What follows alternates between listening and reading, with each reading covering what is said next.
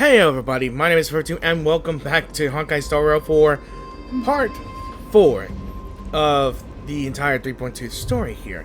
Now we're in the city of Styxia, in front of an entrance where we're going to speak with the spirit of the alchemist and ferry me across the stream of souls. Now, last time we had in the video, we picked up a ride from Cypher, who will be coming around the corner in the next banner, I believe, to ferry us into the land of the dead, also known as Styxia. And yeah, that's about it.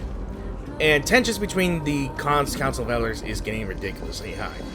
So we're here to find my soul, and we're also here to get the Death Titan's core flame. So hope you guys enjoy the video as well. Don't look back. Keep moving forward. Always. What if I look back? It's yet another eulogistic butterfly. Are we getting closer to the nether realm? Maybe. I don't know what it is.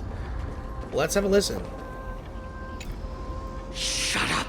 Just shut up!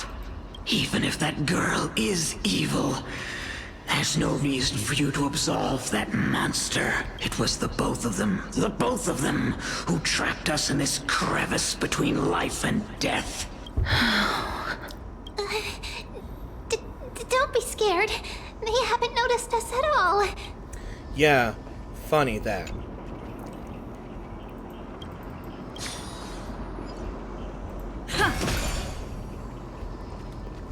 Do we go over there, or... Yeah, we have no choice. Alright.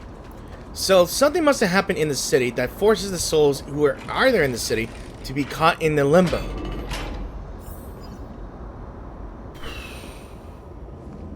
There's a chest there.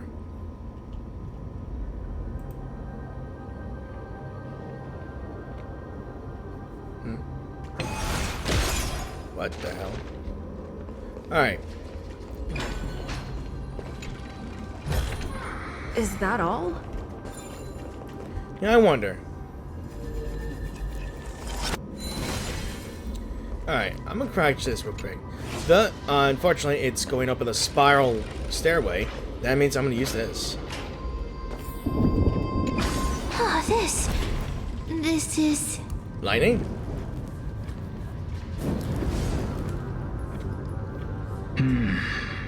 Living ones? Hello there. But let me investigate down here real quick to see. Yeah, it did make it.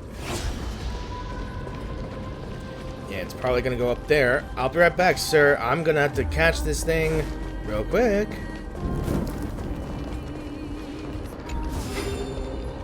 There we go.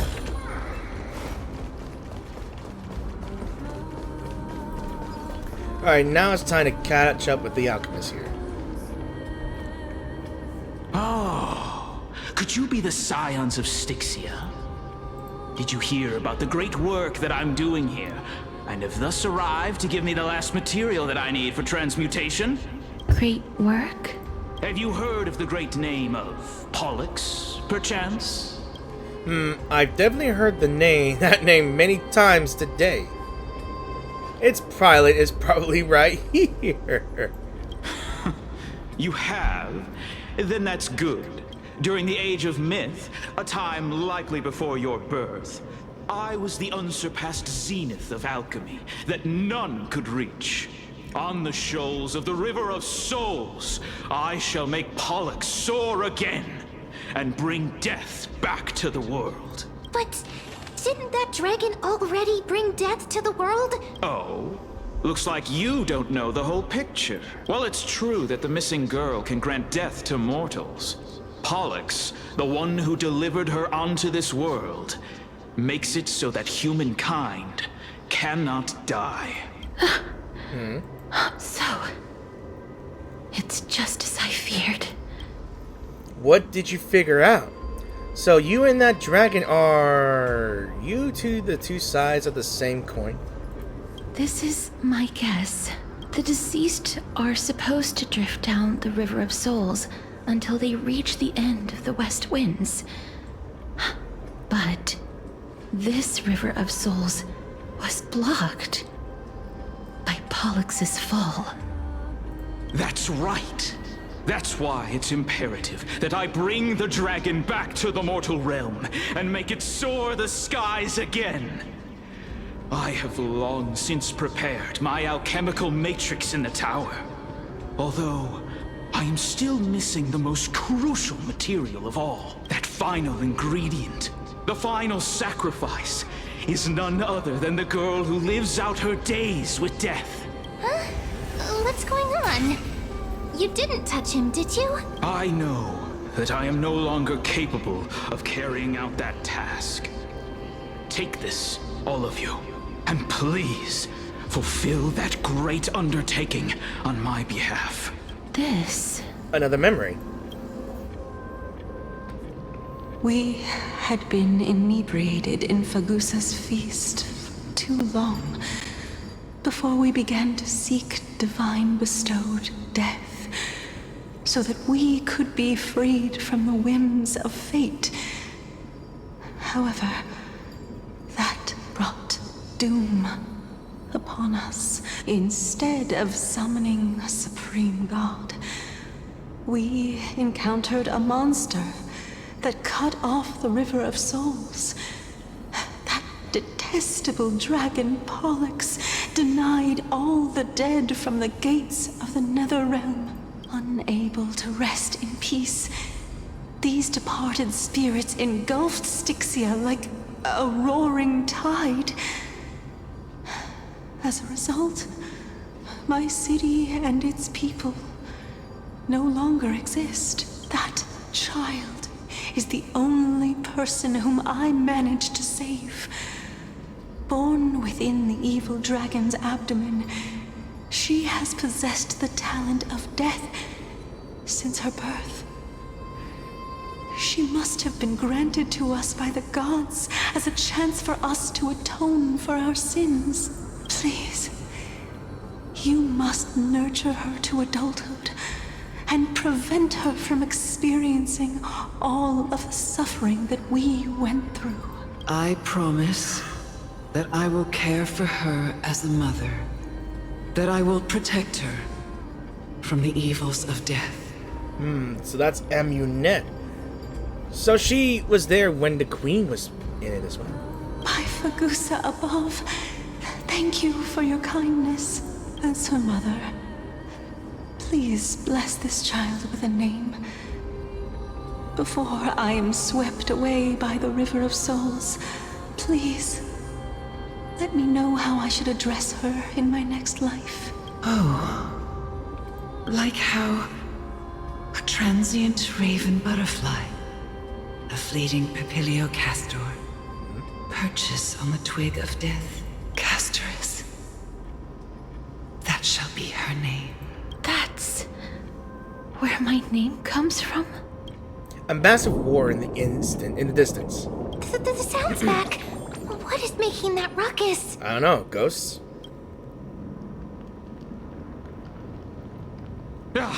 Living ones, don't waste your time bickering. The Netherrealm's wrath is falling upon you. A black tide. Black Tide creations. When did they miss? Please fight them with caution. Be careful not to suffer the same fate as those Black Tide creatures. Well, on to the fighting then.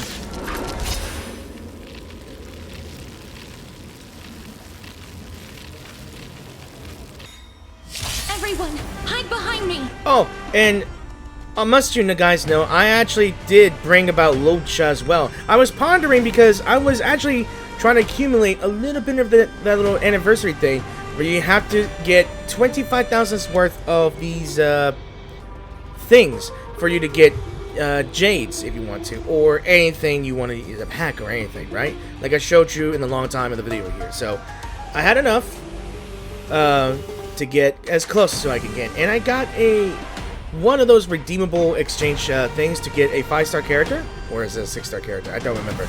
So I ended up getting Lucha because I figure I need some healing. So yeah.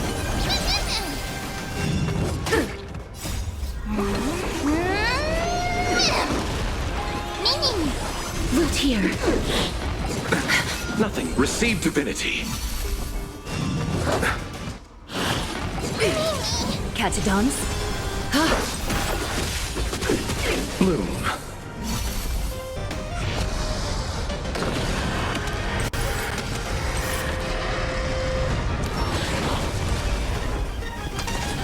What the hell is that? How are we holding up? May death protect us! Hang on. You see, I've returned. Alright, let me see what the hell you are. Okay, you're a corroded daemon. Yeah. Okay. Yes, bloodshed. That's cool looking, though. Wow. Embrace a new life. Thus our fates become one. All lies shall be revealed. Here. Our souls. May death protect us! For the feast of strife. Oh, Mighty's here! Return. Woo! What? Mighty's here! Oh, man! Or not. You? Or not. Lord Mighty? Wait, I missed you so much that it almost killed me. Pun unintended. Lord Mighty. You've been through some tough battles once again. That black tide is endless. My death is only temporary. Well, I'm actually cooking some dinner for a bit, but I'm gonna have to check on something real quick. I'll put this on auto, just in case, unless it gets into my choices, so be right back in a few minutes. I will find my path of return and go back to the world of the living and continue my protection. Lord Mighty, I have always wanted to. Why does death reject you? I'm the one resisting it. I must resist the temptation to go with the flow. I'll go against the current and kill my way out of this cursed nether realm. That is my destiny.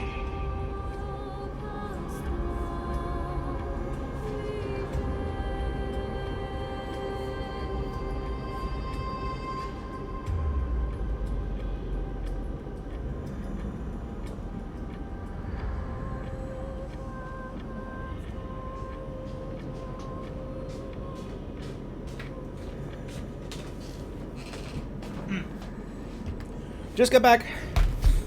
My dinner. Alright, I'm not sure what I missed, but he seems to be stuttering. Is this really the proud Mighty? It seems like he's completely focused on resisting the temptation of the dead's whispers. He's working hard every minute to deny death. It seems his battlefield is not limited to the world of the living. Yeah. Lord Mighty, are you willing to travel with us?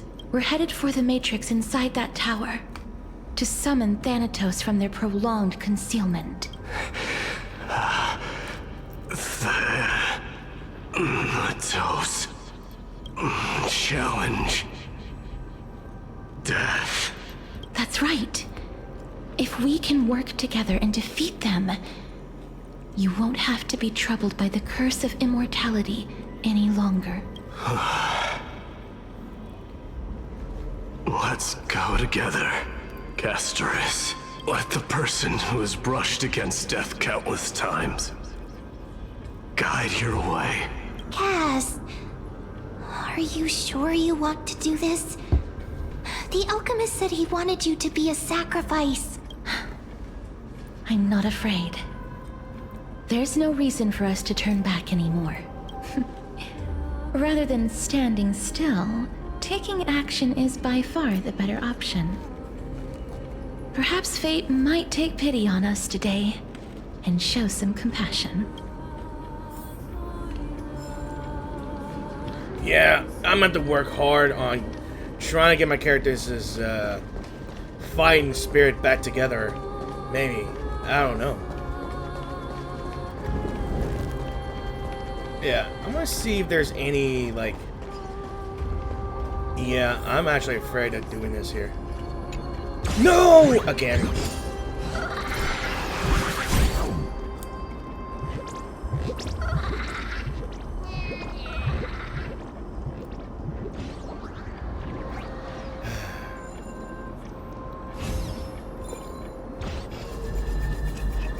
This is my pain.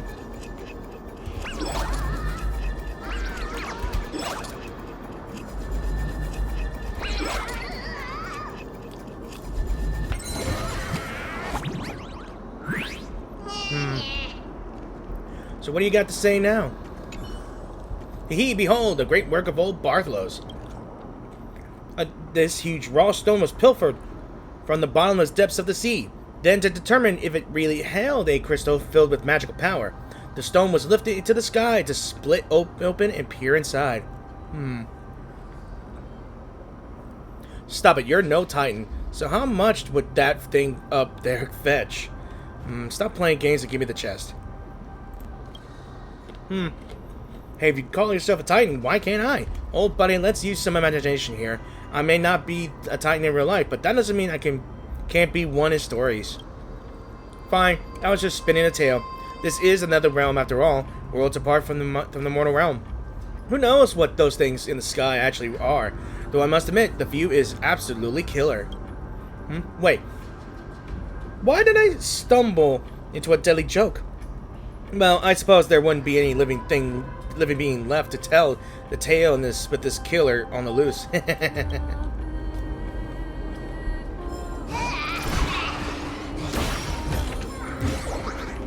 Right, let's proceed.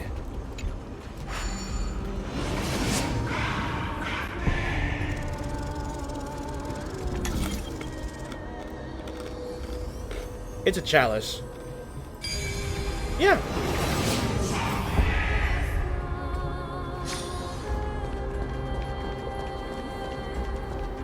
Alright, what's this? It's another one. Just got back already, and as you can see, I'm having a lot of work on my end here.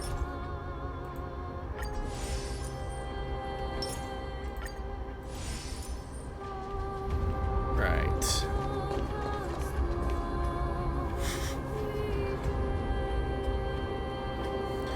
Before you are rusted in broken chains, remnants of a path that once led to the tower. This is going to be difficult. Didn't Castro Kronos also have this? Watch me jump over.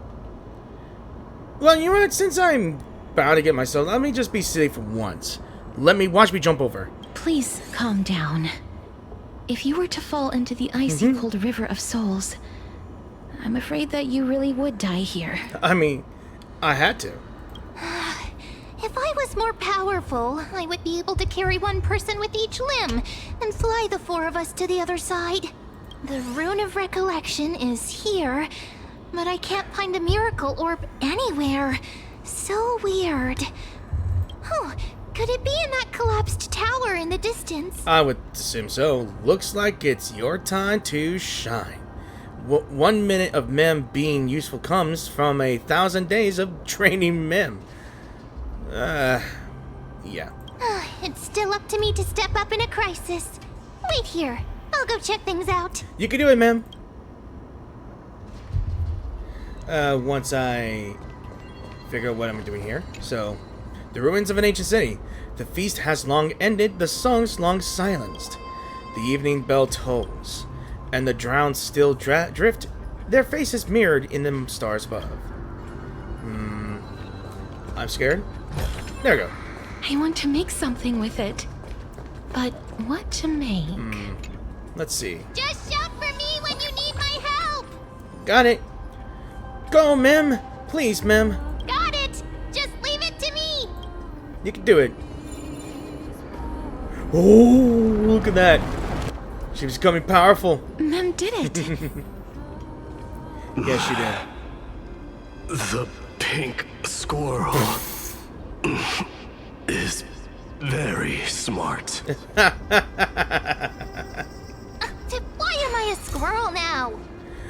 Oh my goodness. Throughout the entire adventure, Mem has been called many things. Pink dog, pink bunny, pink, now pink squirrel, then just pink fairy. The miracle's range is limited. Please come a little closer. Twin moons ablaze. What is this? What was that? Oh, look at that. There's a red moon and a shiny moon up there as well. Is it like an eclipse? Aren't I a good fit for Orynyx's priest? You could. Of course. You're the most competent priest ever. I'm not sure if that's an insult or not, but take it a win.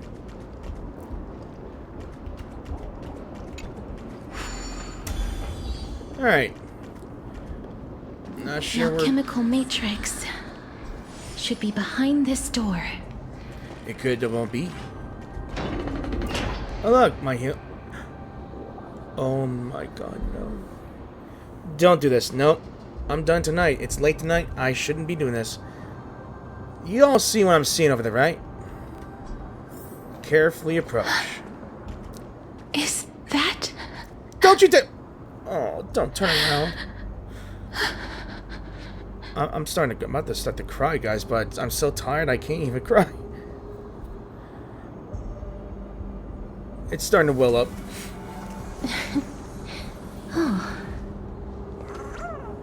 Oh, poor little Trienne. Oh no. The feelings are coming back to me again, guys. I'm about to cry. This is hurtful. You can't have a whole game without anything bad happening. And this one's it. Mighty is an exception. But you, I don't know. Wow, there are so many of you! And she's got that golden flare too. It's little Cass and little Gray. Oh, there's also little D and the big puppy! Trienne? Aren't you? Yeah, she is. Dead? Trienne and Mighty. I get it now. Get what? I'm getting even more confused.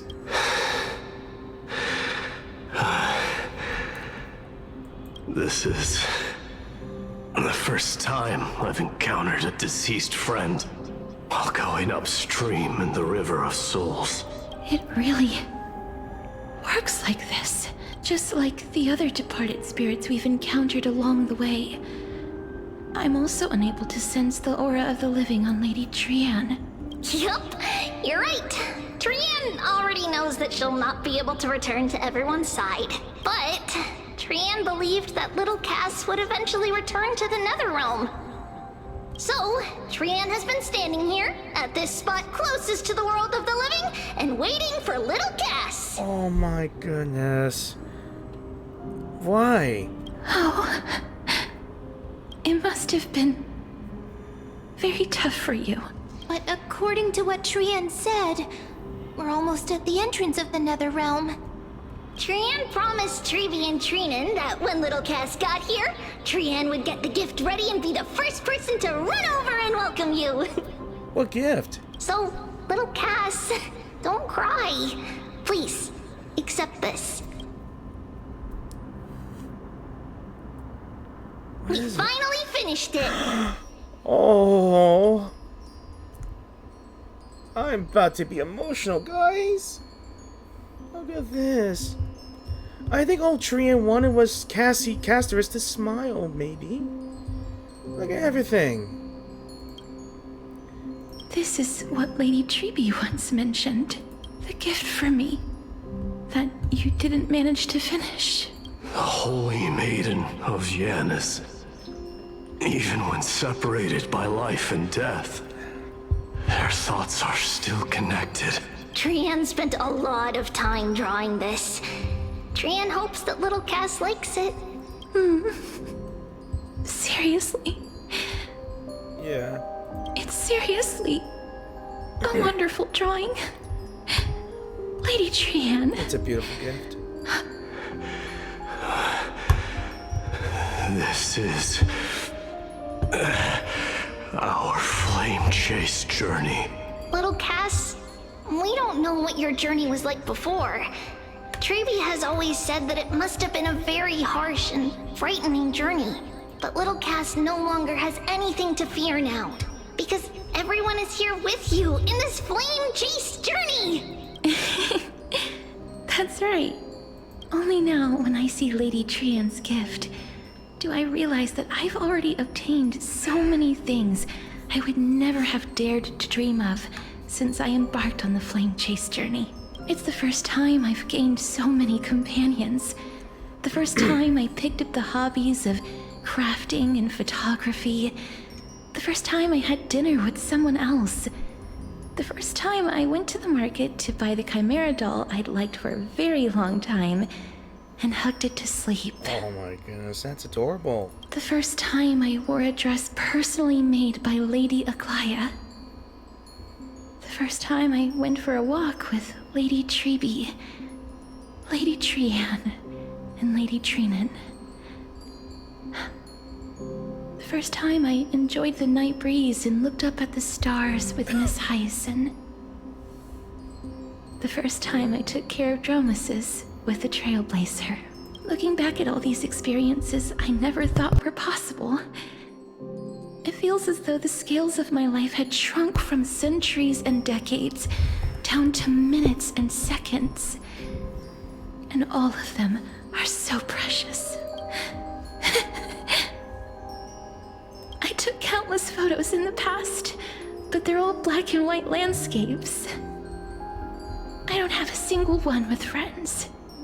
If I had known, I would have taken more pictures.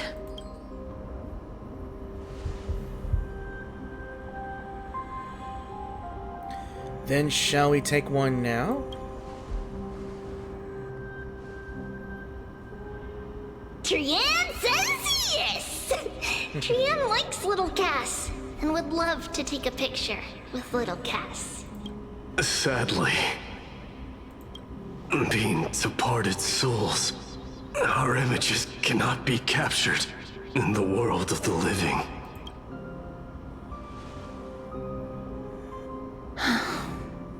I thought so too. What? Are we seriously going to leave any room for regret?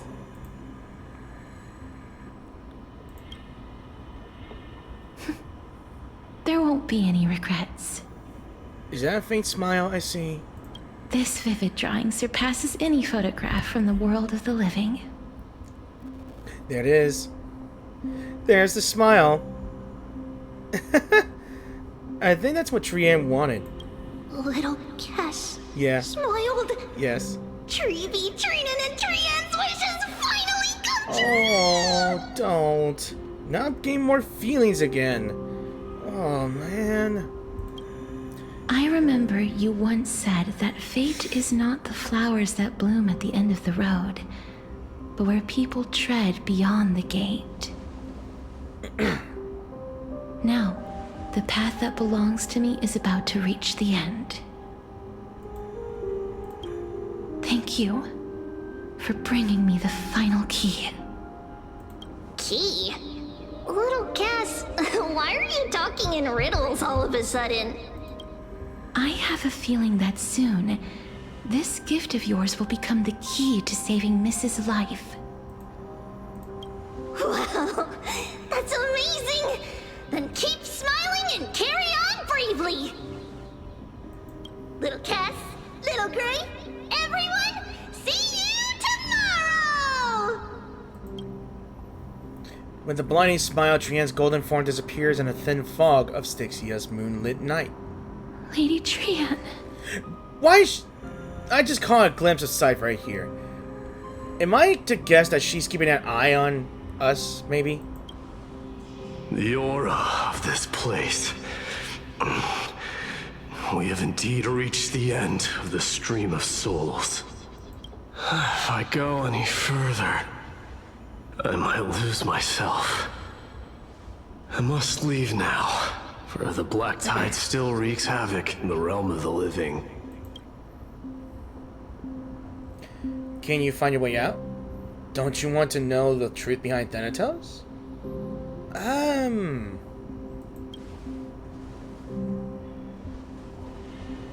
have broken free from the chains of death countless times. This time will be no different.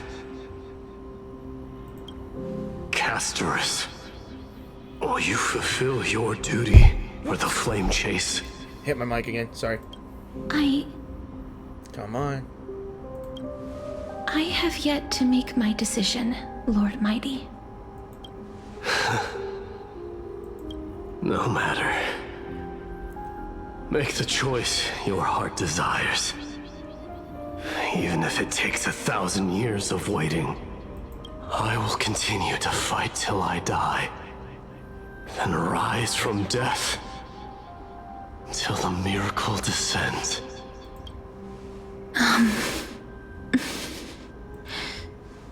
There is one more thing you should know, Lord Mighty. What is it?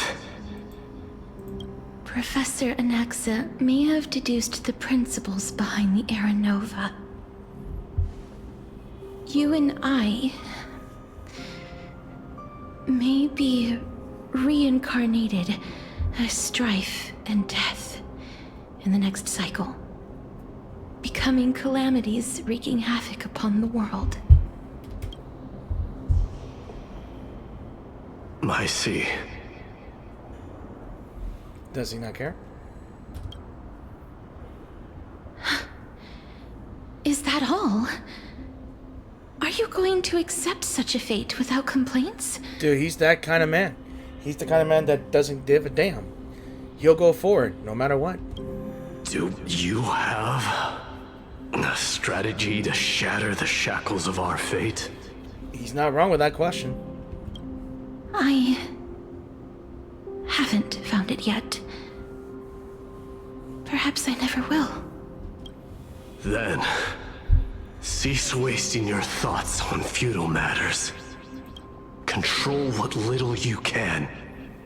And when fate's inescapable grasp comes, resist it with the strength of your mighty will.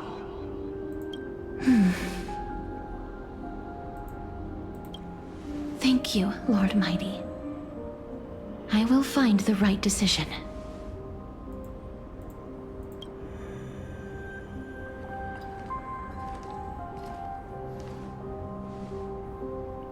In the name of strife, may you meet a fitting end.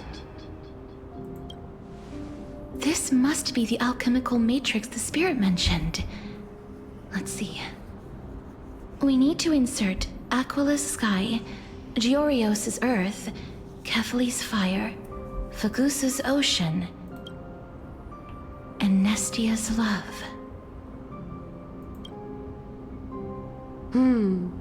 It seems our sweet Princess Homebody has made up her mind. In that case, seamstress, I suppose I no longer need to deliver your message. My time is rather precious after all.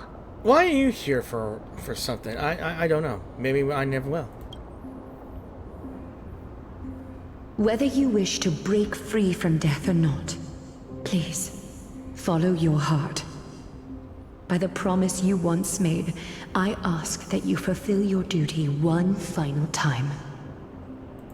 Castorus, please, live as a human, and die as one. According to that alchemist, the final piece is supposed to be me. However, he is not privy to the past, and therefore cannot see the full picture. The past? I saw the twins of death in Kephali's memory, and now I am certain that I was one of them. The trial of the Hand of Shadow demanded taking the life of your family. I died during that trial, falling before the gate to the new world. And my sister, whom I never met, became the Titan Thanatos of this cycle. She was consumed with regret over my death, so she used the Titan's authority to reforge my soul. Yet, it also means she has never revealed herself to anyone, hidden away from the entire world. That's because the Titan she became already fell at the start of everything. They died for me, and now lie in slumber in the River of Souls. You mean... Pollux? That's right. The River of Souls is no material river. It cannot be blocked by ordinary means. Only a divine corpse can prevent the dead from reaching the next world. And that's why... we have to awaken Pollux from death before we can retrieve the core flame of death.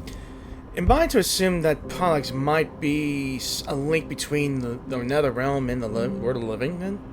We have to reforge its body with the power of alchemy. But Cass, if that alchemist speaks the truth, does that mean you're also part of the dragon body? So what the tale says?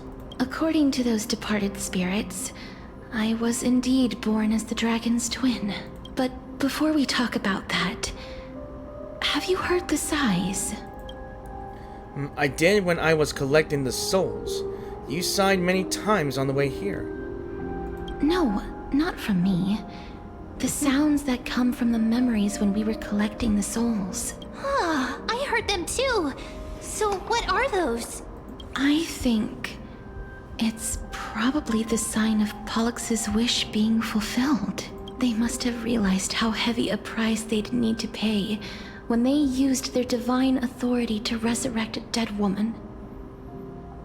That's why they exerted every ounce of their strength to send me to Styxia, a city that called for death, a land where none is hostile to death. They never saw their wish fulfilled and fell so prematurely, all because they wanted to give me a new life. Pollux must really want to know how their sister has been after giving their all to save her. That wish is the reason Pollux's soul still lingers in the mortal realm, even after their fall.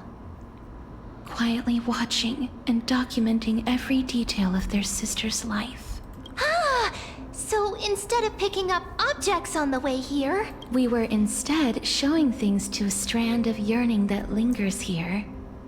Now, we must weave these yearnings together and restore them into Pollux's complete soul.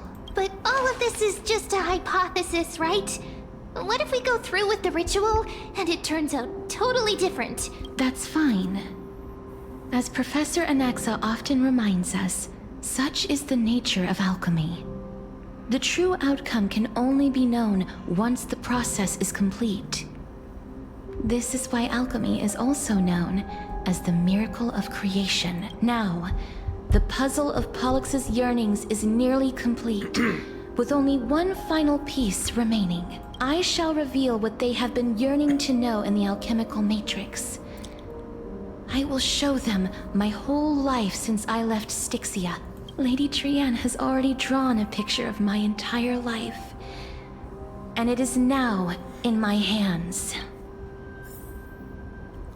Alright. We have a as a collectible. So, it is late. I was very tired today, so I'm going to try to attempt continuing this story for a bit and see where I go from there. Let's investigate.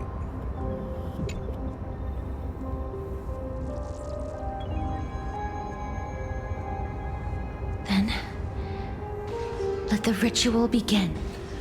Okay, so we got an alchemy table here. Our little transmutation circle here. And now, the objective is complete. That is all.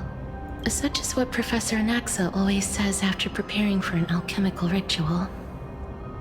And now, Pollux, I shall lift you from the River of Souls and reforge your soul. Perhaps you will be disturbed by this, and your body may become horrifying to behold. I have a feeling that with every freaking chapter we're going through, even with different stories, there's always going to be a boss fight. I feel like we're going to fight Pollux. I don't know. I'm always assuming there's always a pattern to these things. But if even the slightest trace of your soul remains, the soul that once ferried me to this side of the shore, then please, look at me. I wish to thank you in person. I have obtained everything you sacrificed your divinity for. Lady Almanette. What? Where'd you come from? Oh yeah, was she here? Did she recognize you? Oh, she must be the first soul we can communicate with here, right? I'm afraid she is just another spirit trapped here, like the rest of them. The only difference is that I was there when she died. Please, go on. I'm listening. Are you about to tell the story of Styxia? The unedited version of it? The true version of it? Yes. You're just as smart as I imagined, but... never mind. What? Now's not the time. Now, what do you mean, lady? What do you mean now is not the time? Today is the perfect time. She's ready. I think she's ready. There's no need to worry, Elder. Take a look around you. You're already at the resting place of the dead. The world of the dead. But how? I understand that you chose to remain silent about the story to protect Castorus, the girl who coexists with death, but you no longer need to hide that story. I can assure you that you have protected that girl's life well. Oh. Well, in that case, let me begin. Go get your popcorns and something to drink, guys. This is story time here. Styxia, the pearl of the ocean, plagued by unwarranted calamity and ravaged by death in the fairy tale. It was the first city-state to shift their faith towards death, even before Idonia did. Okay, so I gotta appreciate the art style right here, guys. Like, you've seen Hercules, you've seen Greek movies and all that stuff that has these type of tapestries here to tell you the story, and that looks cool though. That's gotta be Castorus right here, the princess, I believe. From where you stand now, I suppose that's a bit hard to believe. Right? Indeed. I cannot imagine that those from the era Chrysia, blessed with eternal life, could ever yearn for death. Yeah, it makes a bit sense. Like, you got eternal life, what you gonna do with it? Like, you've done everything you did in life, but you're stuck in this still state. Like, you've really had nothing to do but just to exist, right? I have pondered the same question, child. But I am afraid there is no clear answer to it. Journeys and epics are only glorious and magnificent because all things eventually fade to dust. That's how someone once explained to me why death is necessary to the world. But I still can't take that as the final answer. Would a world without journeys and epics be worse off?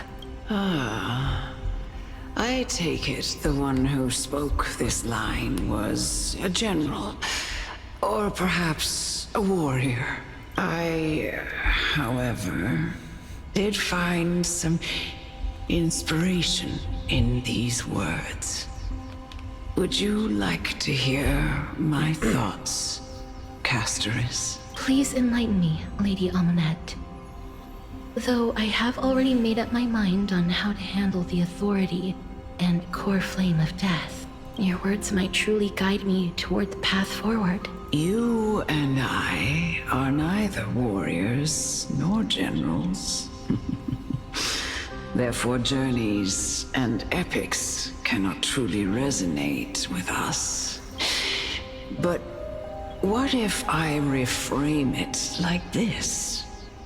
What if love is not a trait bestowed upon mortals by Nestia, but a blessing from death.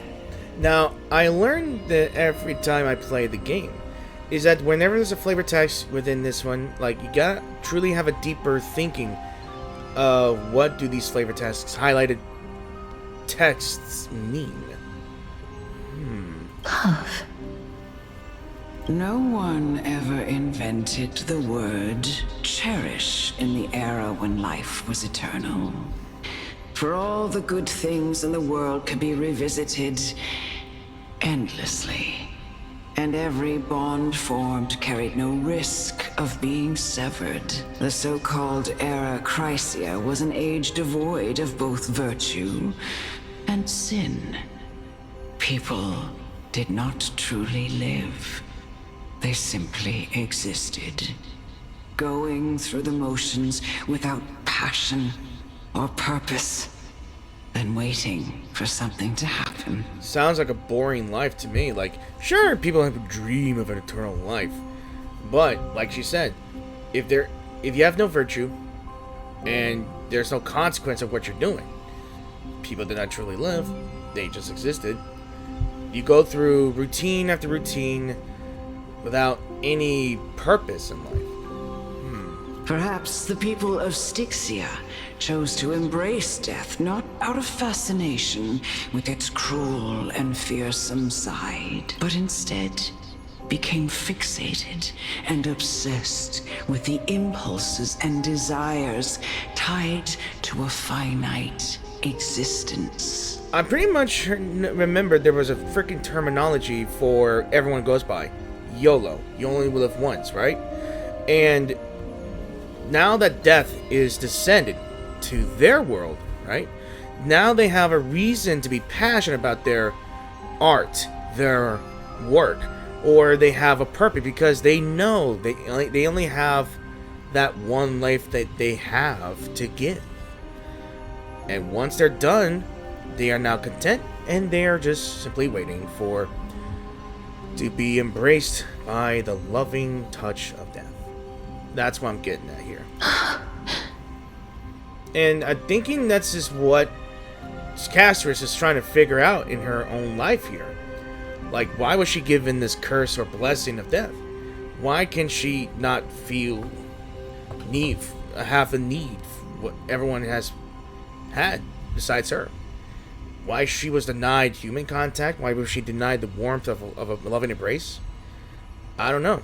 Maybe something went wrong with whatever's going on here. I don't know. What brought her here? What brought Pollux here? You know? Therefore, death is not a thing of fear and desperation, but...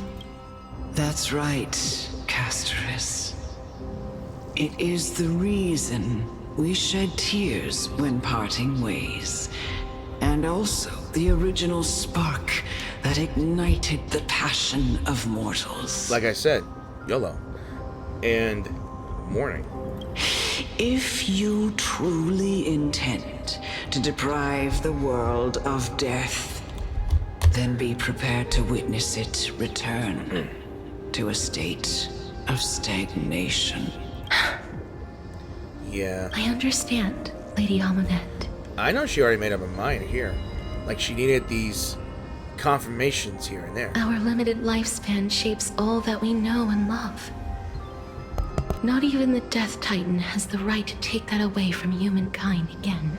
Nestia's love was the chrysalis of gold's first blessing, but it most likely wasn't understood by mankind. We only learned to interpret this wonderful gift after Thanatos' arrival. If the world was bereft of death, then the Queen of Styxia wouldn't have played midwife in delivering me into this world. You wouldn't have welcomed me into Idonia, and Aglaia would never have invited me to join the Flame Chase journey. None of these stories would ever have happened, and I would never have lived, let alone found happiness. Aww. Thank you, Mother. Oh, don't hug. Aww. Not the hug. Not The hug. Yeah, I just realized something. In the story, or at least in the life she lived when she was young, sure, she was raised by Amanet. Sure, her methods were really, really fucked up. But, I guess at some point she loved her as a mother. And I'm guessing she was trying to help her how to find a little happiness, find some companions that understood her, and know when death is necessary. Yeah. I will use all the love I've experienced in this long life to complete the final miracle. It kind of reminds me of the character Death in the Sandman series, or at least in the Endless characters. If you guys know what I'm talking about, right? Death loves all life, which saddens them when those who live their life, or when they're on their final moments, that they'll have to be the one to embrace them with the love they have for them. I know I'm spouting nonsense, but it feels like I should say this. That's how I roll when I make my videos. My teacher, Anaxa, Okay. grant me the wisdom of all things. There's Philosopher's Stone. I call upon thee. The stripped dead dragon's corpse. Yeah. Alright, we're about to do the taboo. Bringing something to life, somebody to life. And I just realized that whole... Rises from the earth. Whoa. Egg. Falls from the sky. Is that an egg? As above, so below. I'm gonna say this is peak. This is the greatest power of all powers. Unstoppable in this world. Whoa. Great work that commands all death. I shall grant you embrace. Oh. That would be a cool freaking thumbnail, but look at this thing. Pollux, Netherwing Husk, Fairy of Souls. Alright, when allied target's HP is reduced, accumulates Desperate Bubble. Upon reaching the limit, remove damage mitigation and enter the enhanced state. Oh, okay. Receive divinity. Thank you, friend. Is the Alright. girl who once saved my Hey. life truly gone? Or will you show yourself again once we eradicate this hatred and regret? Okay. I want to take a look at you real quick. Give me a moment. Look at you. I realized that your head is stuck in that egg right there. My gosh. So, Dream of Demise is unremovable. When allied targets CP reduces, it accumulates Desert Bubble. Okay. Damage decreases by 90%. Jesus Christ. Okay. To die in aromatic pain. Atrophy damage. Non-fatal. Okay. State of Fallen. Atrophy. Buried the Slumber. Deals massive quantum damage to all targets. Inky fog of a near-death dream. Christ. Alright. The Netherwing slumbering dormant in the River of Souls has been reawakened by an alchemical summoning and morphed into a thing of rot and decay. It was once the Death Titan, swimming upstream in the River of Souls currents, leaving the realm of non-existence and stranded in a mortal world. Once they followed the tides of the River of Souls to drown the living lands, branding all things in Amorphorius with a fated end. All the existences that will die or have died will feel a shudder in the depths of their souls with the dragon's return. Alright, let's bring you back. Alright, I'm gonna add... Eternal sleep is So I'm not sure if this is gonna help me. Dead will return. It all helps to remove a debuff. That which is seized must be repaid. Right. So, you got Tentacles. Okay. Care to Tentacles. Ridiculous. A little honesty would do us both some good. Alright. Countless threads. Activate that ultimate. Thus, your fate and mine become one. Alright. I need to power up Castris at any place here. Please, wilt here. Embrace new life, Pollux. What? Whoa. Jesus Christ, okay. Anxious. Shh. Don't be afraid. Okay, we are definitely not well. But we're damaging them really good. I only wish that death may protect us. Alright. Okay. We're facing a phase there. There's no more need to weep in grief. I will grant you peace. Aww. Yes, it's me. That must be our other I'm half, back. yeah? Aww. Why should be revealed with That's perfect pretty nice, clarity. though. That's pretty nice.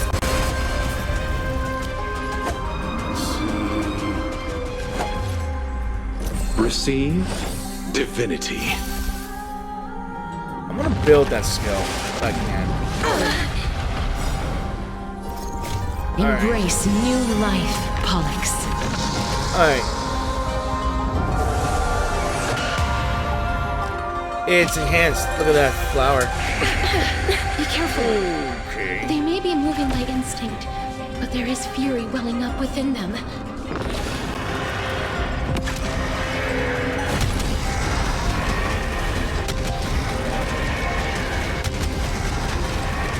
Alright. This should help us I heal. wish that death may protect us. I think I was right to bring Castris up here. Don't turn back to the Netherrealm. Oh. Okay.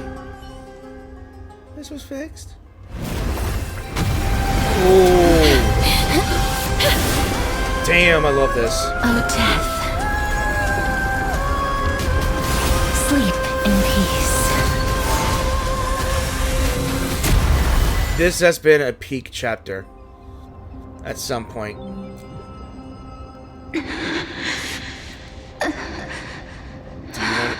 Do you want help pulling your head out?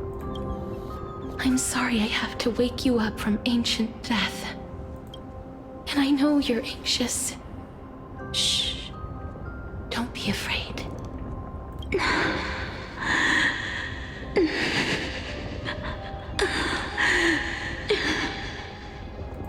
Do you remember me?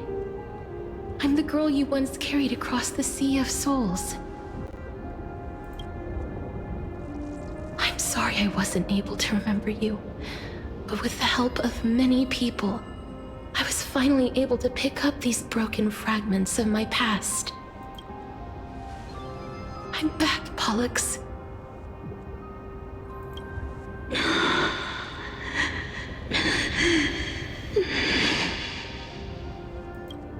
I know this might not be what you wanted. Look at this.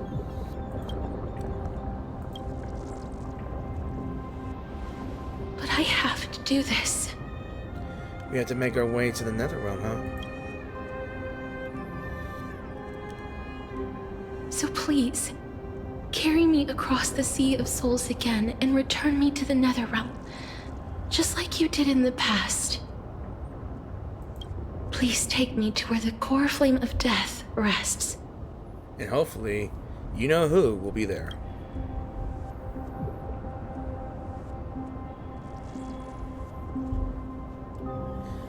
She's really happy now.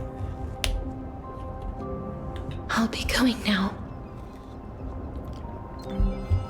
Great, let's go. Or we won't have to go into an egg, right?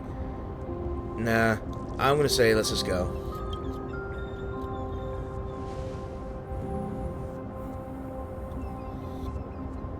They may look scary, but as long What the? What's going on? What the? Okay, our hearing's gone now. What's happening? You got a headache. What's wrong? I think my time's almost up. I'm done for. I honestly just feel dizzy. I feel dizzy. My head hurts. Are you... Almost out of time. Please, help me in. What's wrong with her? Her time is almost up. If I don't go now, I'm afraid her soul will return to Thanatos' embrace before me. What? Oh no! Is there anything we can do? We don't have time. We gotta go. Don't worry.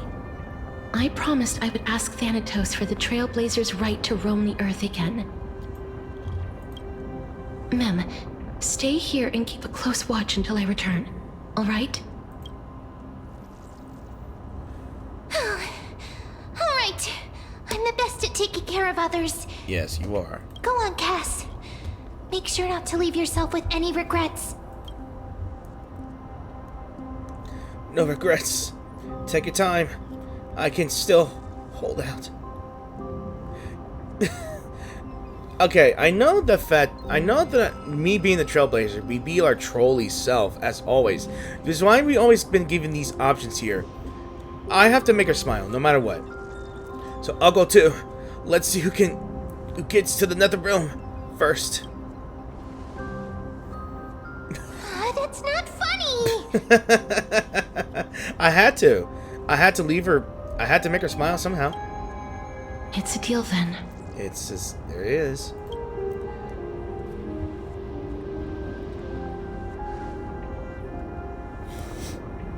One last trolling words. Please.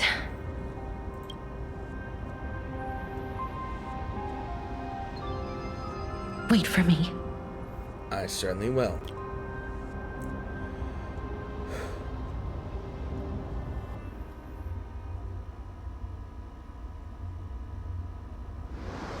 Oh, you sit in your little dinghy, eager to hear my song and follow closely behind.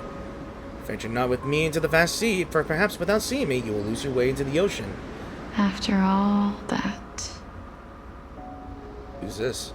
you still ended up back here. Is that what I think it is?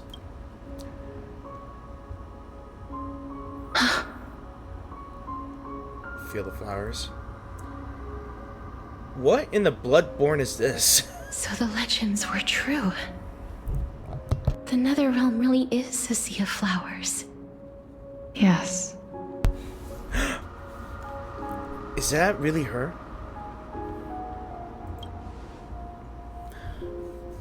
How the Just animation... like the flower fields we tended to back then. So it is her. What's her name again? Polexia, right? Oh, how the animations in these characters are now fluent. Because there's nothing in the outside world just making it worse. The sisters have finally reunited, huh?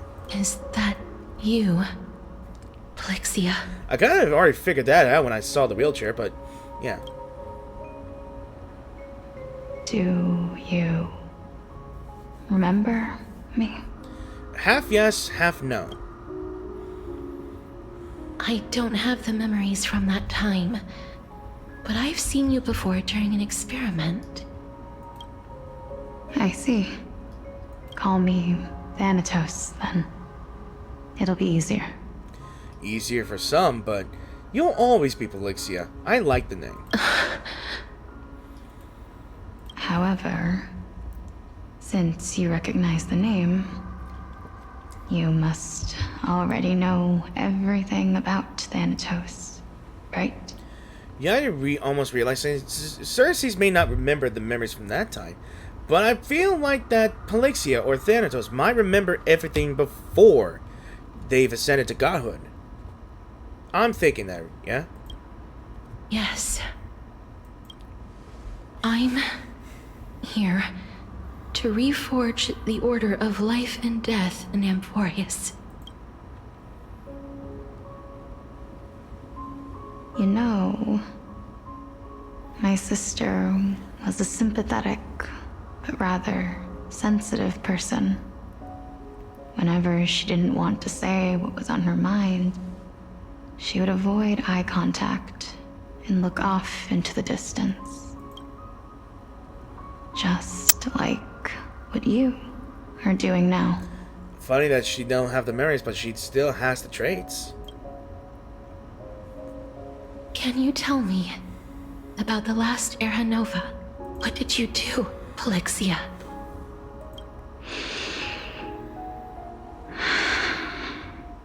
Where should I begin? I suppose we can start from the beginning. Yeah, when I look at this picture, when I see someone in a wheelchair and there's a broken full moon right there, why am I reminded of Bloodborne? So what in the Bloodborne is this? This ain't the final boss fight, is there? But we've already beaten the dragon, so might as well counts. A long, long time ago, there were a pair of like-minded twins. As foretold in the prophecy, they were chosen to be successors to the god of death. But fate was cruel. The price of attaining divinity was to take the life of a family member with our own hands. That trial was indeed recorded in that memory. Then you should already know that my sister voluntarily gave up her own life so that I could ascend as the demigod of death. But I couldn't accept that. Why did we have to kill each other for a future she'd never see herself? That's not fair. Yeah. So, while weaving the laws of the new world, I shattered the forbidden bottom line for life and death. I reshaped my sister's soul and took the form of the great dragon Pollux to carry her up the River of Souls and back into the mortal realm. That's what happened. But our fates were already decided and manifested in unexpected ways in response to my futile actions. Aging is an unbreakable law of nature laid upon humankind, created at the same time as death. When the living die, their souls will meet Thanatos, who would determine where every soul goes. Much like the limb. I don't remember the terminology of that. So here's a question. Why is the symbol for Thanatos just a hand? If the Reaper raises their left hand, the soul is granted death and allowed to enter the Netherrealm to await reincarnation. If they raise their right hand, the soul is rejected by the Netherrealm and returned to the mortal realm to continue walking the earth. Okay, that just got me thinking. Castris, being her, she was always the one to be the executioner or the mortician or anyone, really, that the Idonians used her for granting people the merciful deaths during the era of Chrysia. She always raises her right hand. Do you think that would be the reason why in Styxia all the souls are just piled up? Maybe? That's why the Hand of Shadow can only lay down judgment and not embrace another being. Yes. Death was originally a pair of hands, but they were split in twain when we reached the mortal realm, never to touch each other ever again. The half of Thanatos that represents life, the undying human who grants death, that was the curse I forced upon you. Then, what about you?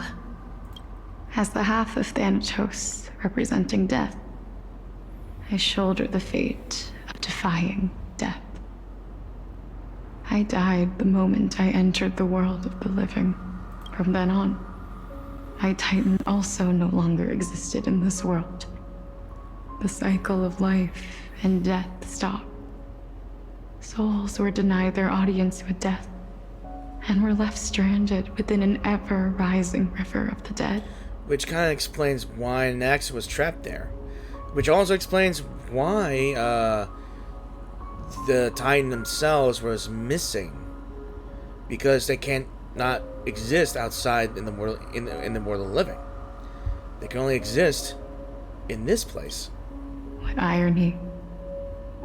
My selfish desire to save your life gave you and the world a fate far worse than death instead. Then, what was left of my reason was left behind in the Netherrealm, where I've been taking care of these flowers day after day, until there is now a sea of them. Don't make me walk with her. All while mulling over the subject of life, death, parting, and enduring an endless loneliness. I'm just waiting for the dialogue to end. I don't want to mess up here. Fate is absurd indeed. Again, what in the Bloodborne is this? Our lives were a mirrored image of one another, like a pair of hands. Even so, we arrived at the same destination. We walked different paths, yet experienced the same pain. I had hoped that maybe you would at least have a good life in this cycle. She definitely did. I'm sorry. I lived my life well. It didn't go to waste. As far as I'm concerned, you did nothing wrong. Even though I forced the authority of granting death to humanity upon you, a total stranger. Too many responsibilities were forced upon me in the course of this long journey. I was once lost, even upset, but I realized recently that if it weren't for your blessing, I wouldn't have understood the source of these emotions, nor would I have realized my purpose. I wouldn't have made it here to reunite with my missing half. And we wouldn't be discussing our past while sharing the same view of this landscape. I wouldn't have understood the meaning of our existence. The meaning of our existence. This sea of flowers blooms on dead land, because we sowed it with the seeds of our separation and watered it with our tears of loneliness. Yes, the only thing death is allowed to create are flowers that bloom from blood and tears. That's why Thanatos cannot create living beings at will. Nor can the hand of shadow determine a person's remaining days, because the life and death of mortals should never be dictated by another's will. Yeah. Are you saying there's no point in Thanatos' existence? No. No single being can bear the scales of life and death on their own. Not even a god. Life and death weigh equally heavy. We both know that now, don't we? You, too, must have had a difficult life. We've taken quite the ridiculous journey together, haven't we? The way the VA is voicing this character is making me really, really sad. I am very close to tearing up. I have to give her kudos. She's doing a good job, as well as Castor is here. I had a feeling, even back then, that we would meet again one day. Not to embrace one another after a long separation, but to come in search of retribution. Tell me the answer that's already been written, and let us draw this seemingly endless fate to a close. It's been far too long. I've waited here for centuries, watching day after day as desperate spirits are denied by this lonely wasteland. I always hoped I would see you among them. But I was also afraid of seeing you. I didn't know how I could possibly face you again, but more than anything, I was afraid that you might have forgotten all about me. I know. But don't you see, Polixia? I made it back anyway. You don't have to shoulder death's authority on your own anymore. It was always meant to be held in two hands anyway. So, let's give our core flame to her and have her take it back to the mortal realm. Give humanity back their cycle of life and death. Our responsibility as Thanatos was never about picking out favorite souls. We were only meant to watch over life. Let's tend the field together and create a warm sea of flowers for all the souls to come. What do you think, Polixia? Yes, just one last step. You shall wither, and through that, the dead will sprout again from the remains, and be reborn with the dead flame. As foretold by the prophecy, Thanatos' authority is only destined for only one person to wield. As the Chrysos heir of death, as their demigod, as a titan, our fated moment has arrived once again. So instead of Castris, you feel like it's your turn, huh? Just like before. Yes, just like before, but unlike that time, the ones undergoing the trial this time are prepared. You've made up your mind? She's just tired, huh? Yes, as dictated by fate. Sorry. But I won't be afraid. As long as you're here with me, complete your trial in this life. Grant me the embrace of death, and light the spark of life ablaze. You've been tempered by life and death. I know you'll be able to give this wasteland its first breath of life, like a raven butterfly, flying swiftly into the netherrealm, perching on the twig of death. I will. After this, I will remain permanently in the Netherrealm. The River of Souls shall return here and rain down from the sky, scattering souls across the earth. The cycle of life and death will flow once again. This sea of flowers you sowed shall bear countless joyous or sorrowful souls, and bloom evermore.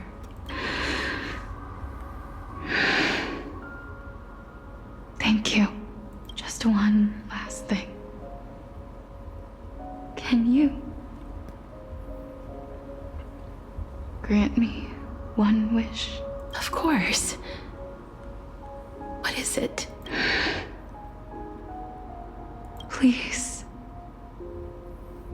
don't forget me. I don't know how I feel like I'm sad, but I'm terribly sad right now. I'm too exhausted. I just got back from work, though. Also, yeah, this is another day. It was late. I promise you. I'm trying to hold back my tears, guys. I barely do. When we meet in the next world, even if I have endured another reincarnation. What I learned from this is that Castris' trial is extremely sad. Because they were twins, they had to choose one life or another. Now the roles are reversed, and God, this is so sad. Other than how she was raised, it's just sad. Even if we do not know each other's names, And it's even more sadder. I will still hold you tightly in my arms. Just like what I did when we were born. Casterus. Casterus. You're as beautiful as a fleeting butterfly.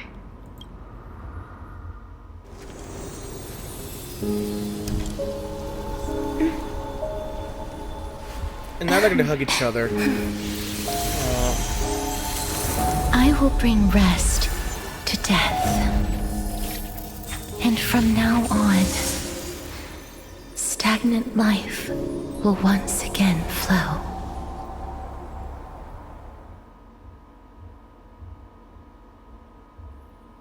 I almost forgot that you existed.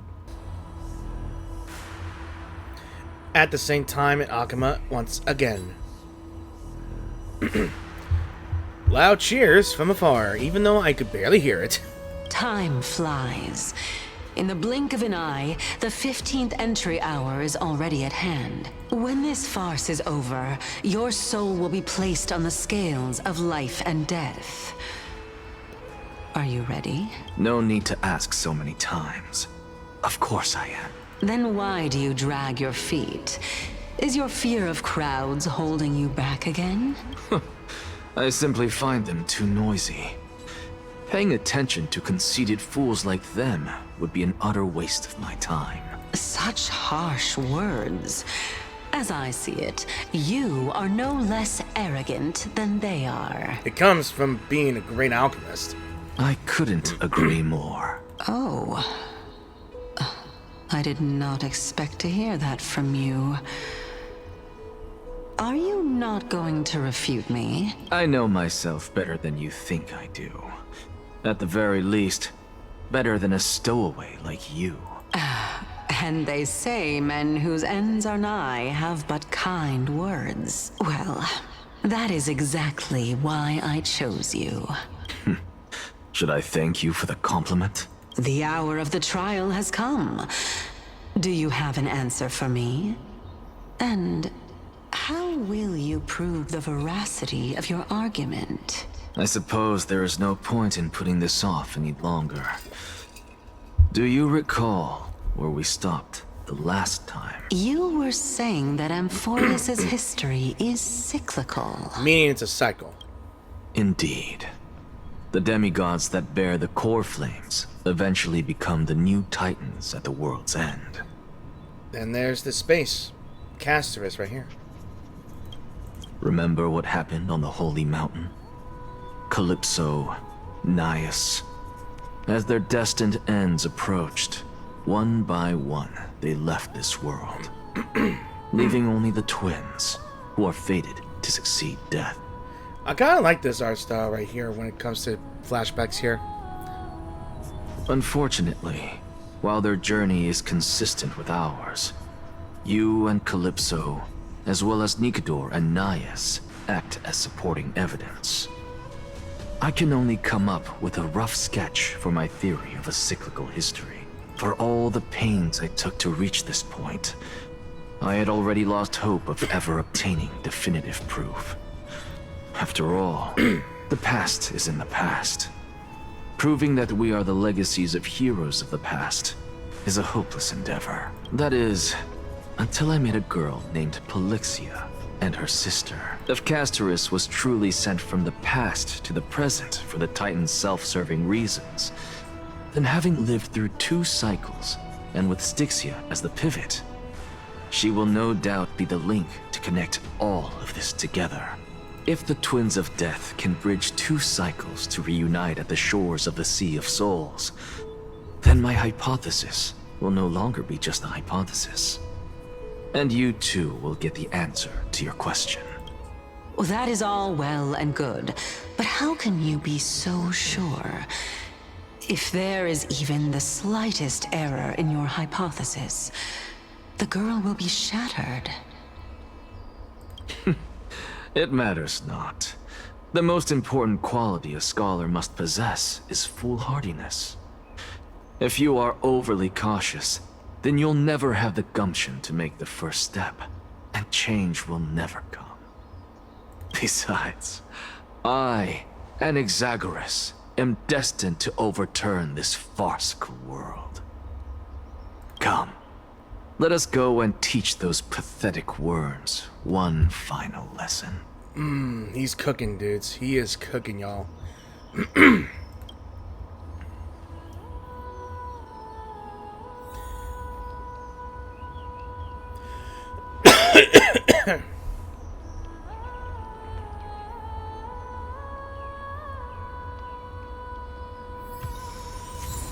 Another music for ourselves, and yeah, and something for the boss fight then. Alright, let's just walk. We're gonna be the performer, guys. No, I forgot he was called the Great Performer. I want to know why he's called this. This is the moment, guys. This is the moment where everything ties it. So they are leaving the final debate to him. Really? Alright. Let those Chrysos heirs who started this terrible war hear you. Let them hear the voices of the people!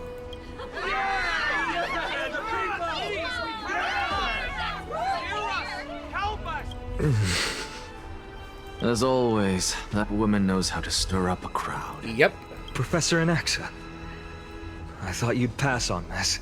Everyone must cast their vote, or this assembly would serve no purpose. Prof, do you truly think it's wise to entrust the fate of the world to an assembly like this? Akama has stood strong under this system for 1,000 years. It stands to reason that there is purpose in its existence. But that is not what you're asking, is it? What you really want to know is Aglaya making the right decision in entrusting the fate of the world to you? Nothing ever escapes you. I didn't spend all those years teaching you for nothing. Most people only take 4 years to graduate, if I recall. To tell the truth, I feel like I'm on my way to an execution chamber instead of a podium. So, do you have an answer to that question? No, I don't. I thought so. Because that question is not yours to ask in the first place. Is Aglaya entrusting the world to you the right decision? Don't make me laugh.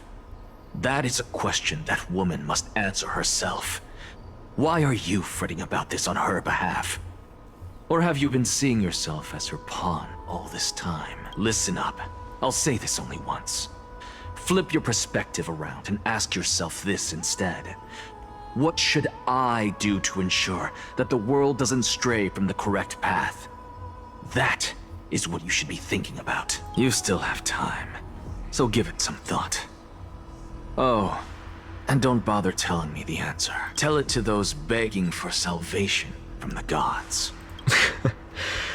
Got it. Thank you, Professor Anaxa. That's Anaxagoras to you. Who will you be voting for? That'll depend on how well you perform. May Cersei safeguard your thoughts. Alright. Hey, it looks like it's time for me to make some hurrah hurrah speech about whatnot and see how this guy will vote. Lord Anaxa, you're finally here. The last speaker for the assembly will be taking stage soon. The resolution will be passed after that. Lady Kindness has reserved a special seat for you. Shall I show you to it? I guess we'll lead the way. Alright, this way please. I actually don't necessarily mind things remaining the way they are. The way you say it. I'm a little nervous. Thank you. Elders and citizens, silence, if you please. As the Theoros, I present to you Finan of Ides Elysiae, virtuous citizen of Akama, and the last speaker of the assembly. Much obliged, Lord Lycus. I remember him. He's the penniless lad working for Aglaya. I'm sorry, you should keep that to yourself. That's just low. I mean, yeah, insult them all you want, but that's just a punch in the nards. That's low, even for you. Where's Lady Goldweaver? Why is she sending this guy to give the last speech? Is this really the end of the Flame Chase journey? You didn't hear him? Silence. Can this dude really face down kindness? Can this dude really? Shut the fuck up. I'm sorry. If someone tells the audience to silence, they are supposed to remain silent. Keep them thoughts to yourself, lady. I actually don't necessarily find things remaining the way they And they're already chattering. By Kefali above. Dear citizens of Akama, as you look upon me, so too do I see you. I see your fear and misgivings, your apprehension about the discord between the Chrysos heirs and the Council of Elders, and your uneasiness about the future of the Holy City. Yet, before you contemplate something as grand as the fate of the world, I ask that you look closer. Look beyond the horizon illuminated by Kefali, at the crisis threatening to overwhelm us. What? Hydes Elysiae, my beloved hometown, is a village forgotten by time. It is a place with the most invigorating breeze and wheat fields that spread all the way to the sea. I once thought that there I would enjoy a lifetime of peace and quiet with my friends and family. How I wish I could invite all of you to that paradise, far from the noise and chatter of the world. Alas, I can't. Because she, and all that she nurtured, all that I loved, they have long been devoured by the black tide. My beloved home is no more.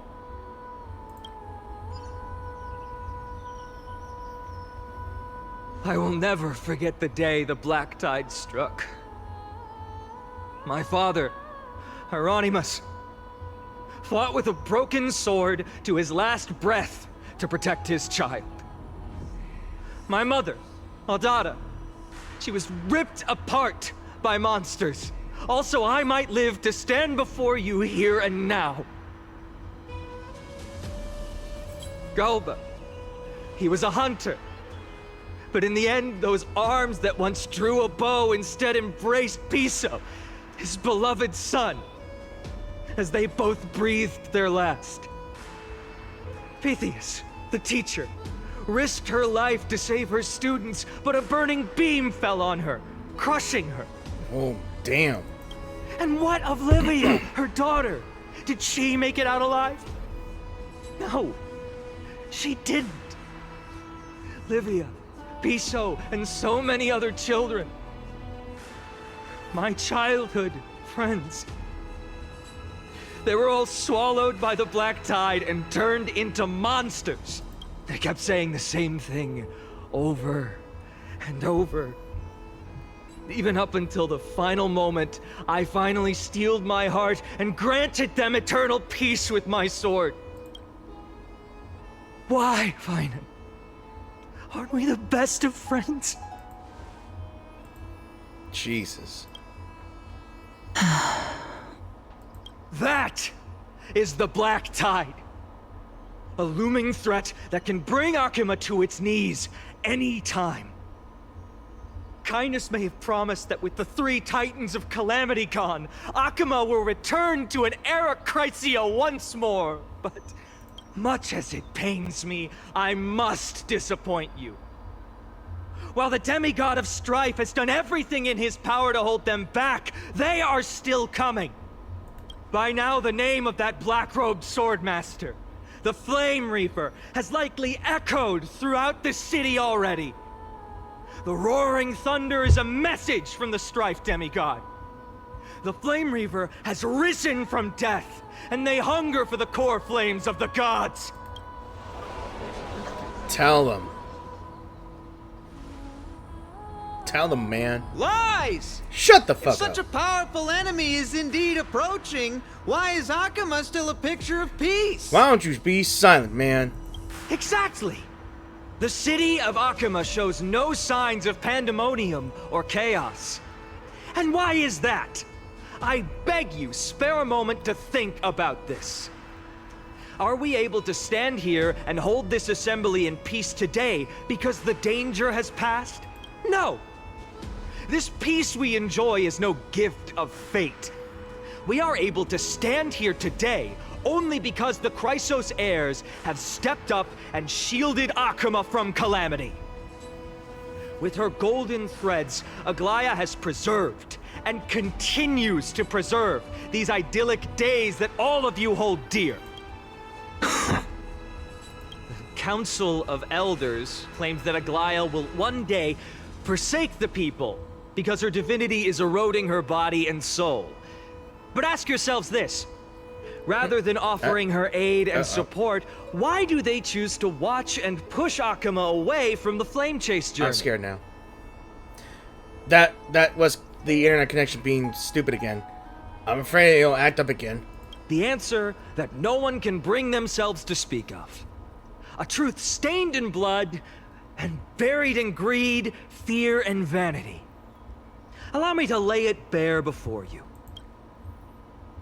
It is because the Council of Elders, which bears Akima's history and honor, along with this citizens' assembly we once took so much pride in, are now infested with vermin. Tell them. Tell them. Preach, brother, preach. Say it. Let them hear the ugly truth. You insolent whelp! How dare you! Don't say, well, then you don't look like the age. Shut the fuck up. I'm sorry. Shut up, please. It is true that Aglaya has reached her limit. Why? Because she has been working tirelessly to weave the defenses of our holy city against the encroaching evil. Oh, well, these vermin are making up baseless accusations about her and scheming in the shadows. It's funny because Aglaya is the only person that is continuously working on how to deal with the problem in hand. I mean, she ain't got no time to weave dresses and weave clothing for people or anything really. She only has time to set stages defending the city from monsters, trying to figure out how to get rid of the problem at first hand. But she ain't got no time for politics or anything, because she is extremely working hard. She's the only one. Probably not getting any rest. Not once has she ever failed Akama. Yet these vermin attempt to tear her apart, tarnishing her name with unfounded allegations. She may have been blessed by divinity, but hasn't her heart always stayed true to humanity? They attempt to mislead you and reduce this assembly to a crude standoff between gods and humans, but citizens of Akama. Once more, I implore you to open your eyes and look at those around you. Examine them closely. Beneath all that finery, do you see the good heart of a human? Run. Or the poisonous glands of a pest? Make your judgment, then turn your gaze to the demigods, whom so many of you regard as cold and merciless. Do you not see the light of humanity in them? And those who wear the mask of humanity, yet utter only hurtful, slanderous words. Can you not see that their souls have been corrupted by power? Bathing. Y'all better think it. Yet, no matter what your answer is, and no matter who your vote goes to, rest assured that you have nothing to fear, for Aglaya, Tribios, and I will remain your faithful guardians and pledge our lives to upholding your decision. And this vow will stay true until the end of our days, where it will be passed on to future flame chasers. A steadfast and unwavering promise that shall endure through the ages. This race of heirs have only our best interests in mind. I still don't understand it. I will never believe our prestige are always have to end. So, In an uproar, representative leaders from different cities in Akuma throw pieces of pottery into the Dolium. You're not kidding me, right? Really? You're a bunch of morons. At the present time, on the scales of Talenton, those who call for the continuation of the Flame Chase journey, and those who demand its suspension. Each faction holds an equal share of votes, resulting in a perfect balance. A 50-50 tie. Wow. That means we need a tiebreaker. And the only person that can break that tie is someone who hates the gods. As expected. Yep. This is the moment when the Flame Chase journey is the closest to its end. And now, it's your turn to vote, Lord Anaxa. Is there anyone else who hasn't voted? No, you're the last. Cast your vote with care, for your decision will break this impasse. I have long since made a decision. And? Very well. May you bring much needed change to this farcical world. Alright, so the moment has come. Vote for kindness. Shut up. the die is cast. Always the performer. The die. Always the performer, and they said, I'm gonna walk my ass. I'm gonna be dramatic as hell. This guy is dramatic as hell. And he's gonna make a show out of this voting. I could probably feel it.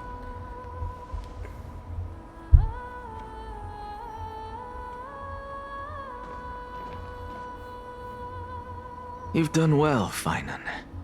Given the circumstances, delivering a rousing speech to stir up emotions was a prudent move. Thank you all for your patience.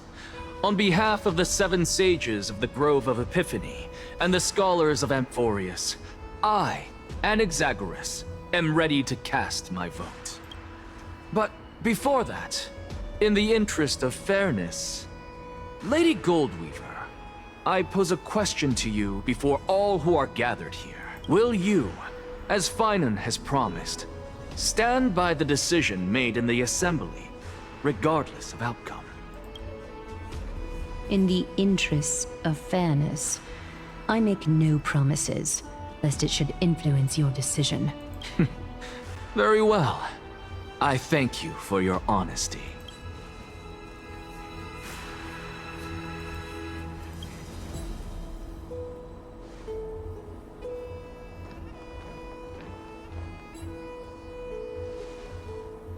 Why are you closing your eyes? Is he trying to build tension? What's he doing? Probably building anticipation. Like the great performer he is. The stakes are high. Let's be patient. He's gonna piss him off. Cut the act! Who do you think you are wasting our time like this? Hey! If you feel like you're wasting your time, you shouldn't be here in the first place. Get the hell out of here. You already voted. Lord Anaxa, please do not forget that I... She broke a rule. Rule number 1. Do not call me Anaxa. Rule number 2. Never interrupt me. The man is cooking. Silence is golden. Like I said, the man is cooking. And he's already riling them up, pissing them off. I'm smiling here. Just vote already. What are you waiting for? Your vote. Cast your vote. Cast your vote. He's probably going to speak with Cersei's. I cannot help but wonder, is every hardship in the world something you will exploit and use to your advantage?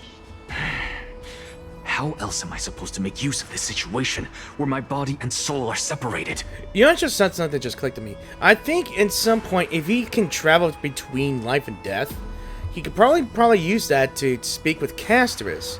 Maybe. I'm just thinking, like, why did he send her after the net to try to find the nether realm? Maybe. I'm thinking that. That's just a theory. Oh, Xerxes. Or should I say Calypso? Accompany me on this final journey. Let us journey to the nether realm and see how she will substantiate the answer to your question and validate my decision. I was right. We need only to follow the sound of the tides.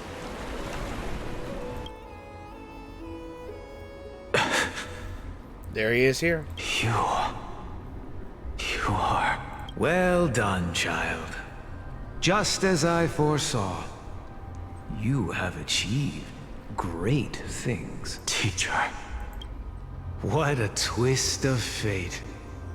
A blasphemer raised in the doctrines of the Venerationists. It's like a foal kicking its mother in the belly after taking all her milk. I respect you immensely, sir, but... You cherish the truth even more. So, child, do not be troubled by the criticisms I have borne. Do not let those voices hinder you as you forge ahead. As the sage of the Venerationists, I am duty-bound to oppose you. But, as your friend and mentor, Anaxagoras, I say, go forth, for the truth is already in your hands. I will keep that in mind. Go now, child. Your lonely pursuit is about to welcome a new chapter. And when you reach the end of this journey, may we meet again with the truth before us. You have my word, sir. May Xerxes safeguard your thoughts. May Xerxes safeguard your thoughts. You are right, Empedocles. My lonely pursuit is about to welcome a new chapter. I must be on my way now. May we meet again with the truth before us, Empedocles. What are you waiting for? Just cast your vote. Silence! Silence, everyone! Tell them, man. Preach. Behold, Xerxes. Here at the center of the world, I shall write the final step of my proof. For this place is but one step away from the truth.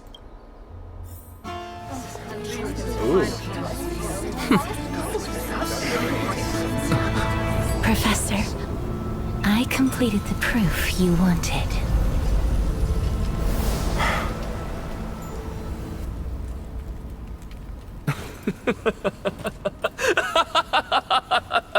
There he goes. Thank you, Casterus. The answer is plain as day. My vote goes to the Flame Chase journey and nothing else. Ooh, she pissed. That's right. Decipher the truth of this world. Look at him, dramatic. Putting on a great show. With the balance shattered, the result is clear. By carefully enter Lenten above, as the Theoros I have observed. No! Ligus, you can't! Lady, you lost. Sit down. Anaxa, what have you done? Have you lost your mind? I hope you are prepared for the harsh punishment awaiting you. Mark my words, I will make sure that clever head of yours never forgets the price of betrayal. Here's the thing. The man never joined sides to begin with. Like, he never did. Have you forgotten? I told you that happens to be one of my rare talents. You put on such a grand performance. Just to aid their preposterous flame chase journey? Performance? No, you are quite mistaken.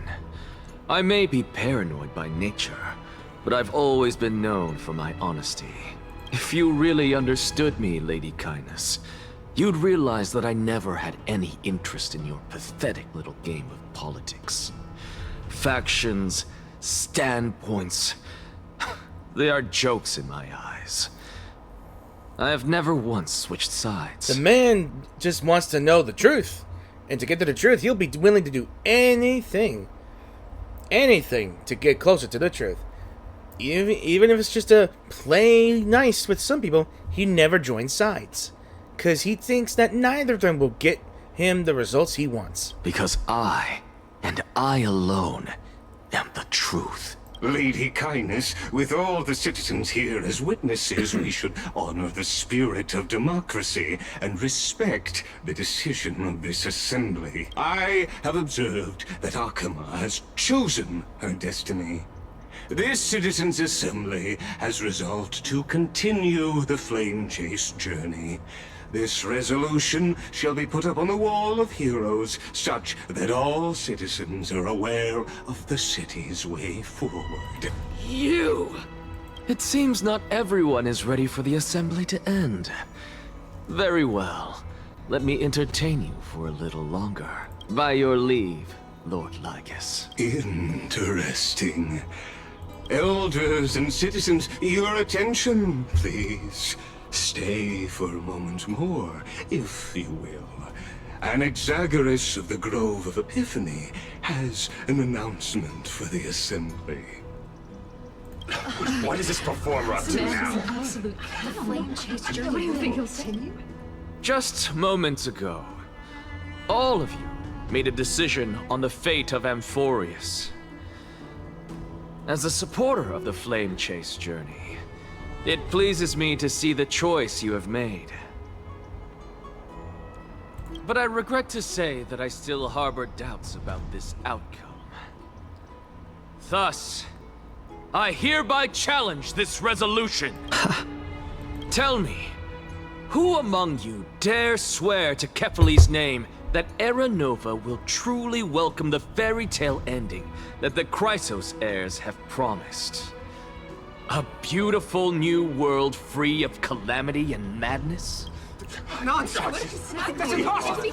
What is he getting at? No one? Must I pick somebody to answer? Very well. You, the one acting so wise and profound. In front of all present here, do you dare swear that it will happen for sure? No? Fine. Next. You, the one with ignorance written all over your face. Yes, you. Do you dare swear by it in front of the Titan? What are you trying to do? Useless. Your turn, then.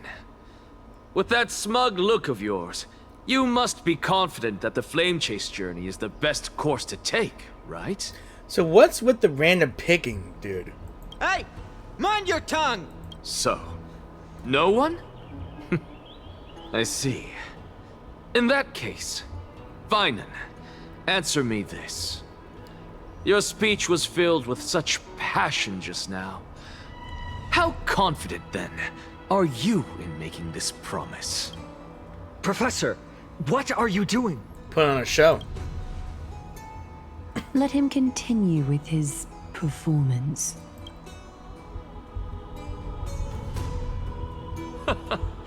Will you look at that? Even Finan and Aglaya lack the courage to make such a promise. And what's even more absurd is that no one but I can promise you this new world. And yet, the Assembly passed the resolution anyway. But you needn't worry, because I knew better than to trust you good-for-nothings. That is precisely why I am here today. To give you one final lecture. Now listen up and listen well. I, Anaxagoras of the Grove of Epiphany, hereby declare... Everything that the Flame Chase journey promises is true! Finan of Ides Elysiae, the prophesied demigod who shall succeed Kefali, will reforge each and every one of us in the new world with his complete, intact memories. What? Wait, so he's gonna be the new Kefali? The core flame-bearing titans were the Chrysos heirs of yesterday. And the Chrysos heirs who carry the core flames today will become the titans of tomorrow. Lay out the truth, brother. All of our souls shall endure for eternity in the miracle of the World-Bearer. And all under Kefali's protection shall step into that new world.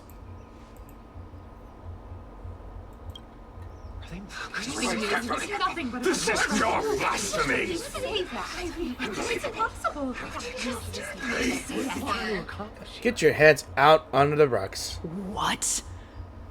Are you saying that we must bow down to you and worship you, even in our next lives? Not really. Enough, you blasphemous imbecile! How dare you try to deceive us with all these lies and falsehoods? How can you prove? I told you, don't interrupt me. Yeah.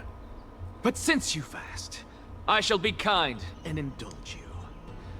My statements are based on my experiments on the divine body of Kefali themselves. You heard me correctly, everyone. With the tacit approval of kindness and the Council of Elders. Ooh. I fused my soul with the god through alchemy and learned the truth behind Era Nova. What is he talking about? Isn't that pure blasphemy? I, the vile, wretched blasphemer, deserve nothing less than death for my sins. And the Council of Elders, which granted me consent and aided in committing this atrocity, should face punishment alongside me. Get him. By the gods, even kindness has betrayed Akuma. The camera's gone. We're carefully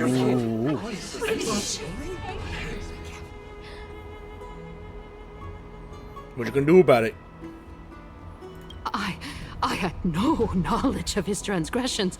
He did that on his own. The Council of Elders bears no responsibility for his actions. Don't you dare walk away from that responsibility, woman.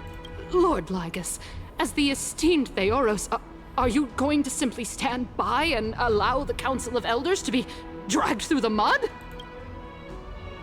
If the accusation is true, I will acknowledge it.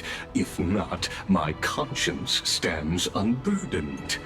Lady Kindness, the reputation of the Council of Elders was not built in a day, nor will it be shattered overnight. Repercussions await those who fool the people, and punishment must be meted out on those who abandon their vows. We should respect this beautiful city and her people. You... Lady Aglaya, the Gold Weaver, I humbly ask that you take on the responsibility of overseeing this judgment in the name of the fairness of Talantin and the justice of Kefali. Considering the circumstances, and in accordance with Akuma's codex as the only demigod among us, you shall rightfully wield this authority. The honor is mine to bear.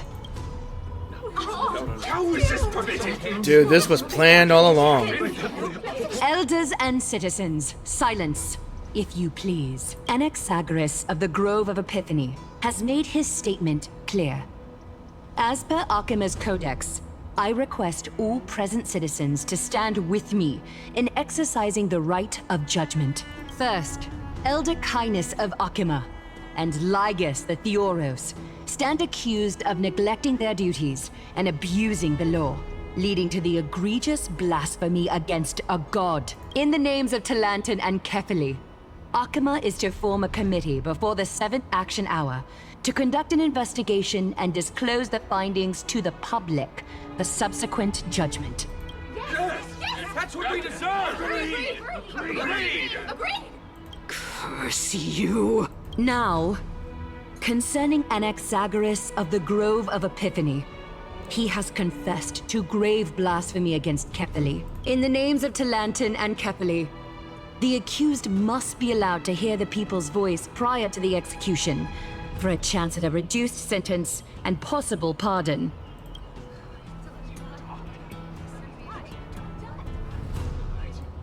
Die! Let him die! Let him die! Let him die! Let him die! Let him die! Let him die! Let him die! Let him die! I think they want him to die. Professor. And he knows it too. Let him die! Let him die! Let him die! Let him die! Let him die! Let him die! Let him You know, I think he's gonna laugh and I'm saying that he's probably say, I'm already a dead man walking. I defy death, and I'm still a walking dead man. Let him die!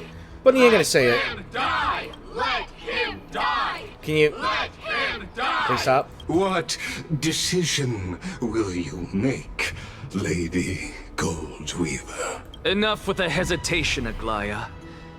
This is not like you. Let him die! Let him die! Let him die! Then, in light of the people's voice, O Talantin on high, may you bring death upon him.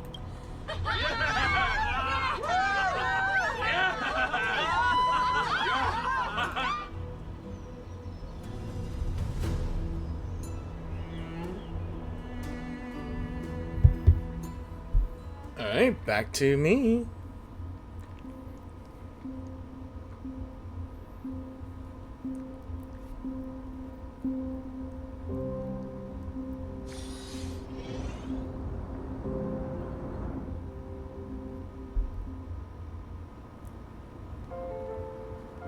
Whoop.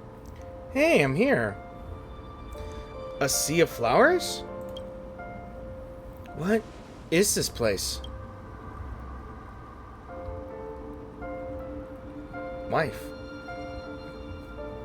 Allow me to reintroduce myself. I bore the name of Castris while walking among the mortals. And now, I stand as the demigod of death, the living side of Thanatos. Welcome to my realm, where the west wind ends. Pretty. Why are you looking at me? It's a beautiful place. Mom, I made it! My character arc is finally done! I got to.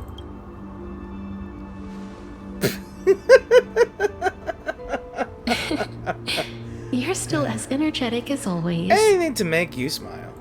Did you know? Every flower here was planted by Thanatos themselves. These flowers were originally both lifeless and immortal, but in the first rain brought by the River of Souls, they were given new life, flourishing as the bearers of countless souls. And it is my duty as the Master of Death to tend to their well-being and foster their growth in this serene haven. Similar to the structured cycle of life and death in the mortal world, these flowers too shall wither and fade, returning to the earth and then ascending to the sky with mist and tides. Eventually, they will descend to the mortal land as gentle rain. Every soul undergoes the perpetual cycle of reincarnation, albeit in varied forms, until the world meets its end. Yet, sadly, there's no time left for Emphorius to wait for when the flowers bloom again. Now, death is the power at my fingertips. It once led the souls of the deceased here, but I shall open the gate of the netherworld and return you to the realm of the living. In exchange, please, take the core flame of death with you and complete the flame chase journey. Do not let our work thus far be in vain. You have my word? You're not going back? But at what cost? Yeah, you're not going back?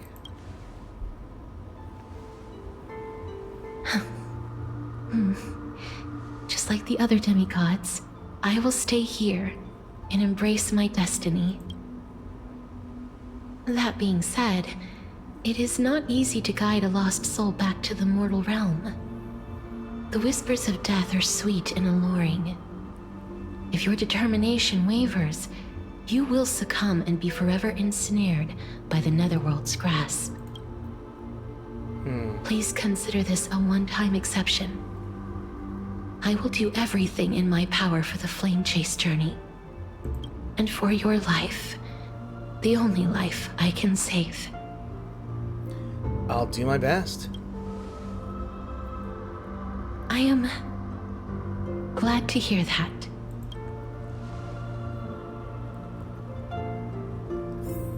Over here! Excuse me? What's that? I believe in you. Okay. But before that, I'm going to have to pause for a bit. Over here! Keep moving on forward and don't look back. Keep going, the express is right here with you. I believe in you. Alright.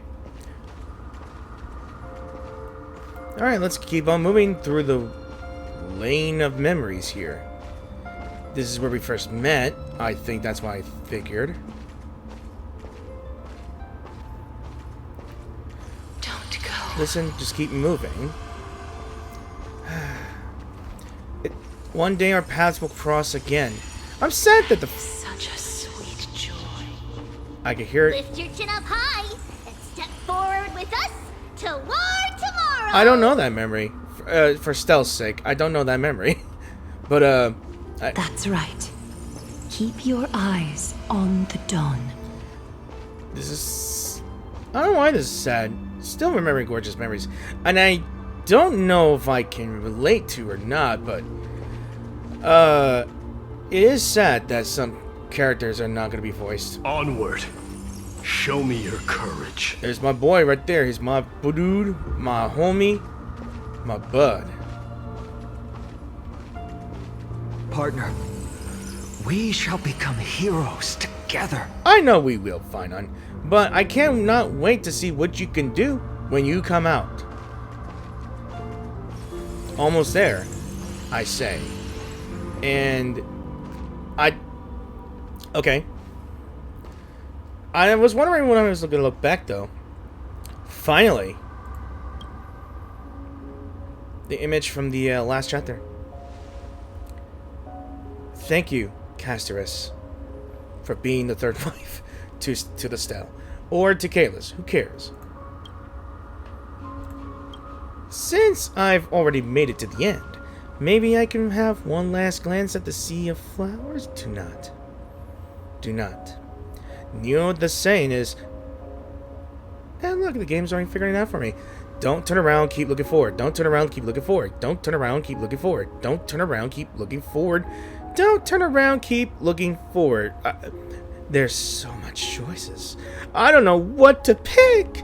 I mean, I feel like 2 might be preferable, but there's something about number 5 that just keeps me picking it.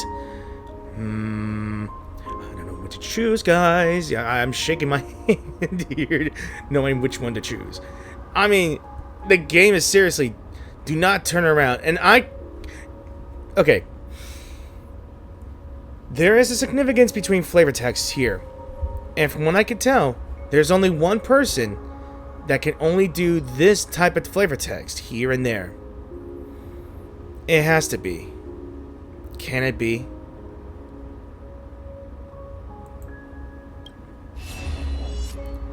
Acheron, my girl. Fear not. May. As a touch of red will be awaiting you at the end of the path. It's May. Our woman. My favorite character saved my life. And she is voiced. I just got chills. I just got chills. Still, don't turn around. It'll guide you and illuminate the way out. By doing so, you'll eventually reunite in the warmth of the sunlight. Huh? What? Acheron, the wife? And here's my headache. What's this? It's memories. What in the world are these wind shadows and voices? All of this is proof that you once lived. Who are you? Why do you sound familiar? Your soul, your memories, the years you've journeyed through, and the path they revealed, leading you back home. I'm trying so hard to read throughout my memories through hearing. She almost sounds like Mem, but more mature. I don't know if it is Mem, or could it be someone who was before Mem? I don't know. I don't know how this works. It just tells me I gotta go back to Honkai Impact 3rd and play through the story again. I played Elysium before. I played through Elysium once. Halfway through, might add. But I like the character. And I like the fact that sometimes Hoyo does add the same character, but different identities, but the same design. Maybe? So, continue onward. Do not stop moving forward, and do not let her sacrifice and the support of all who have stood by you be in vain. Like I mentioned, it's gonna be guiding me throughout the entire story, I think. Over here, friend! It's Mem! My buddy. My bestie. Take my hand! You mean your paw? Let's go home. You mean your paw. But I'll take your hand regardless. It's time for cuddles. Goodbye, Netherrealm. Hello again, Mortal Realm.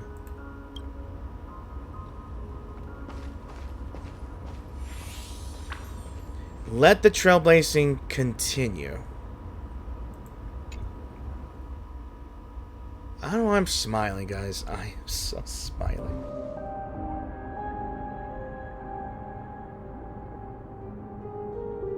Sorry for that interruption. Someone actually had me put on some ointment on them. Don't know why. I'm back? At last. I knew you could do it. Oh, there she is. I guess that's my soul dissipating from the nether realm, I guess, and back to the mortal realm. That's what I could think. Your soul is still perfectly whole. As if some kind of force is trying its best to keep it together. I believe that kind of force is called plot armor. Is it Oryx's final blessing? Nope. Or is it a miracle of your own? Plot armor, but yeah, probably a miracle.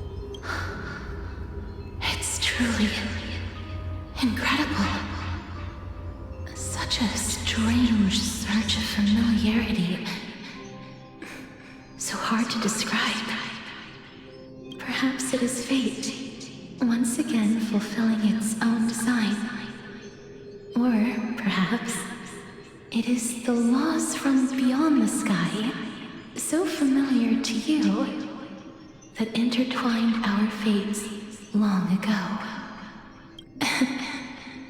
It seems that this is the riddle which cannot be solved anytime soon. The sensation of becoming a demigod is truly wondrous.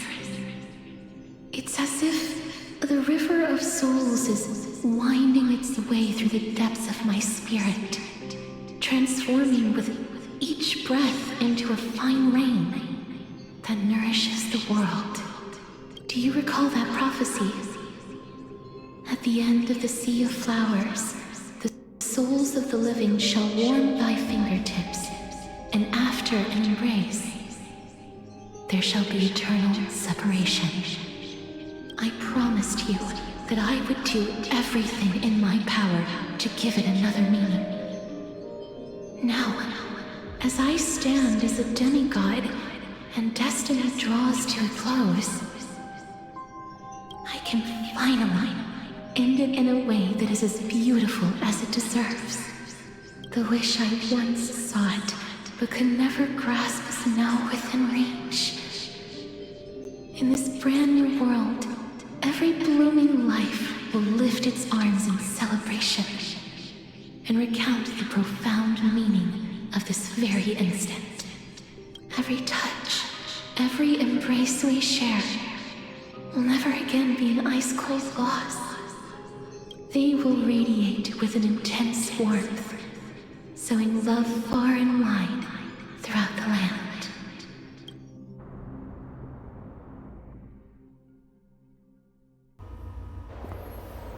And I rise from the ashes. The other shore is very cold. There's my ride. She came to see me. May I borrow your warmth? Aw. Hug her. One last time. Hug her. Come on. Thank you for fulfilling this wish of mine. The place I'll be going to is what humans call the Land of Sorrows. But with this heartbeat and the residual heat of this embrace, I shall turn the nether realm into a gentle place of rest.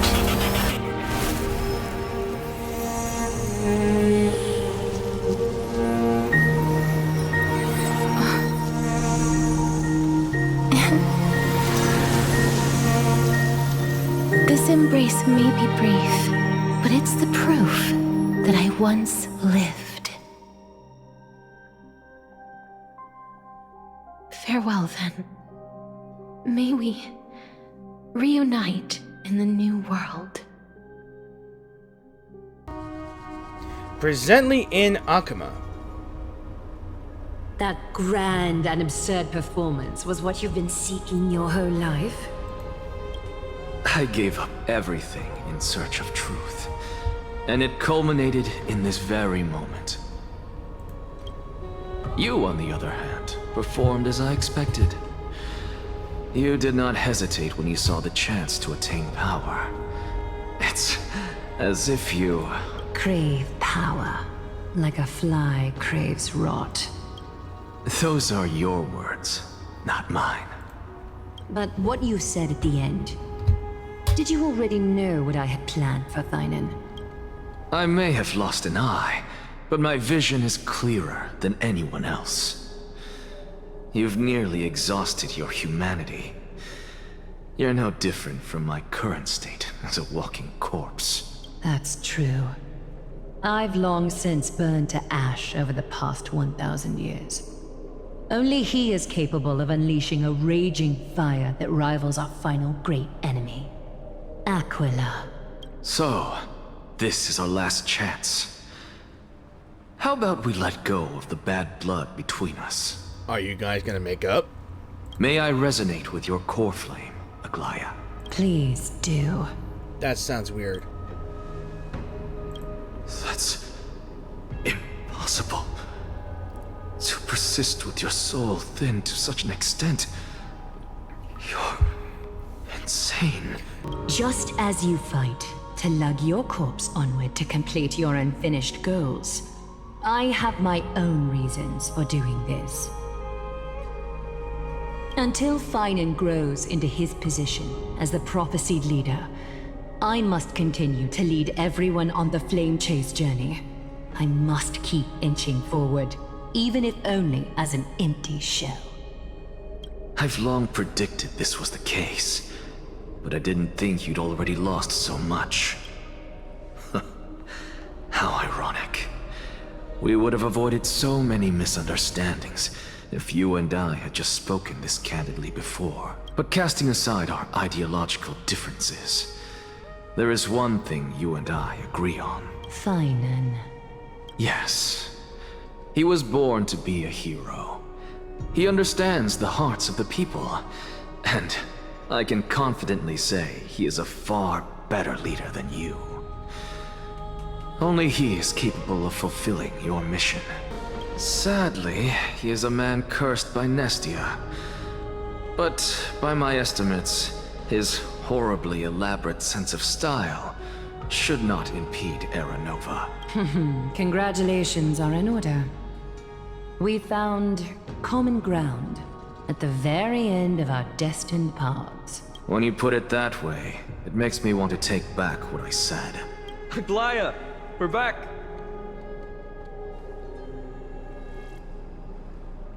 Come welcome our great hero reborn from the ashes. I hope he didn't hear your earlier assessment. It wouldn't be the first time I criticized him. A man should be aware of his own shortcomings.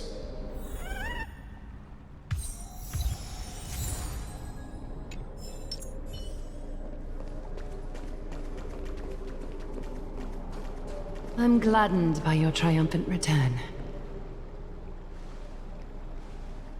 But I don't see Castris among your number. It looks like she not only helped me prove my theory, but helped you fulfill your mission as well. She finally understood her origins and completed her trial. I believe she'll always be at our side.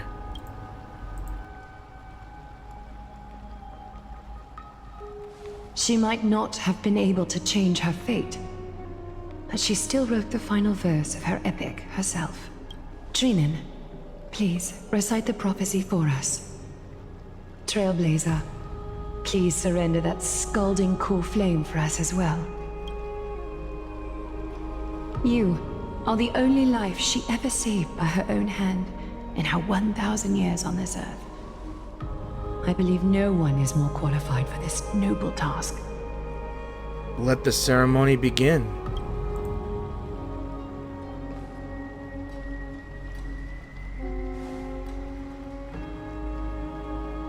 O gods who have returned, and gods who are still watching, today we bring you a soul laid bare.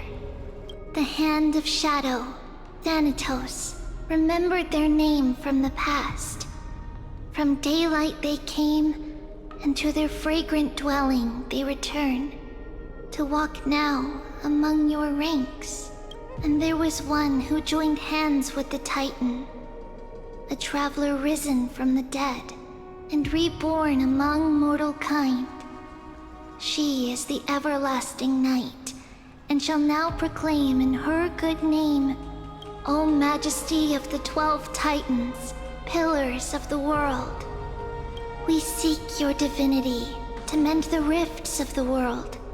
Fill our bodies with blood of gold, till we wither in willing service to the prophecy.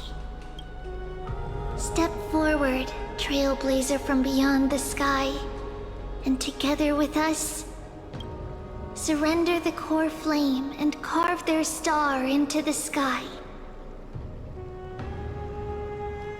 Surrender the core flame. Goodbye, Castris. Nah, I'm not gonna say goodbye. And just like the last time, we click and hold to submit the core flame.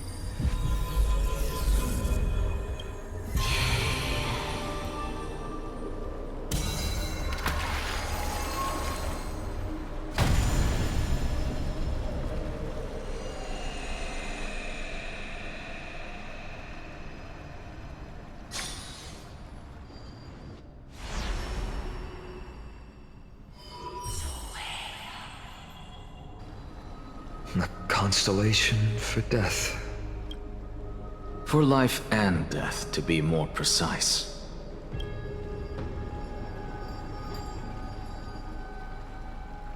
Look!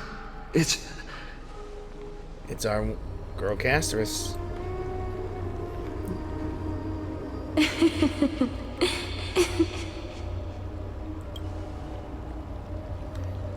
Is that Castris? No, it's only a divine echo. I think she's here for the trial.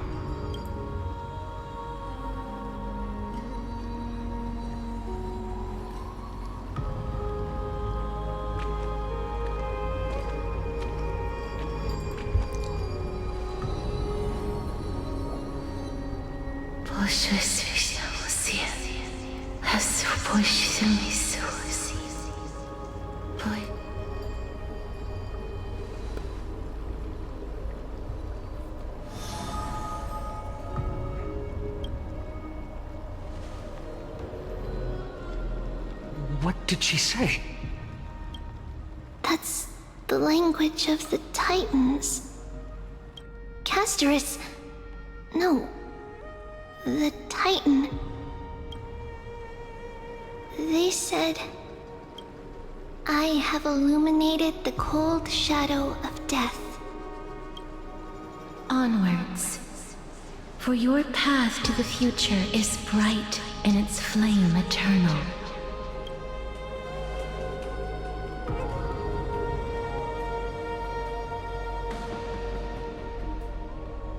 Do not forget. Now we got 3 more Titans to go.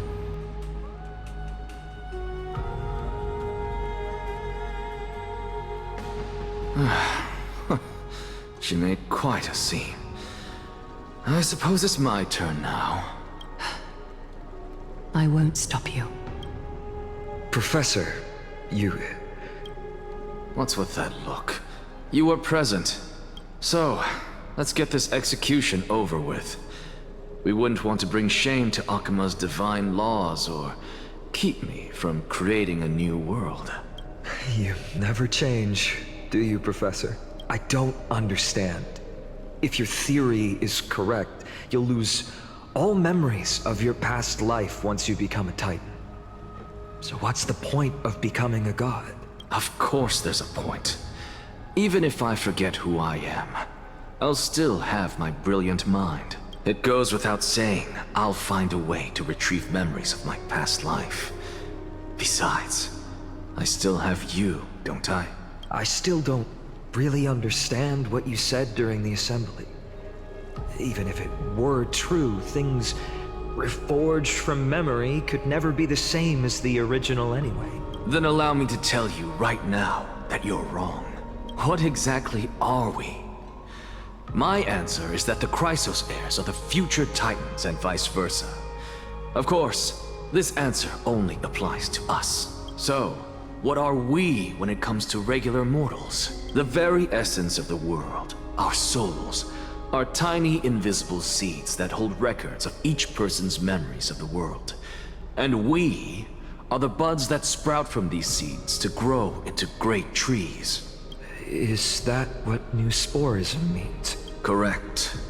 Once our physical bodies are born, we become new extensions of the world. From there, we plant our seeds into someone's memories, and then scatter them into the hearts of countless people in the future. Kinda makes sense when the Forest is literally a place of remembrance. Maybe. Just as seeds are affected by their environment, so too will our appearances differ across memories. But the partial memories we carry will always be the same, because that is just how the world is.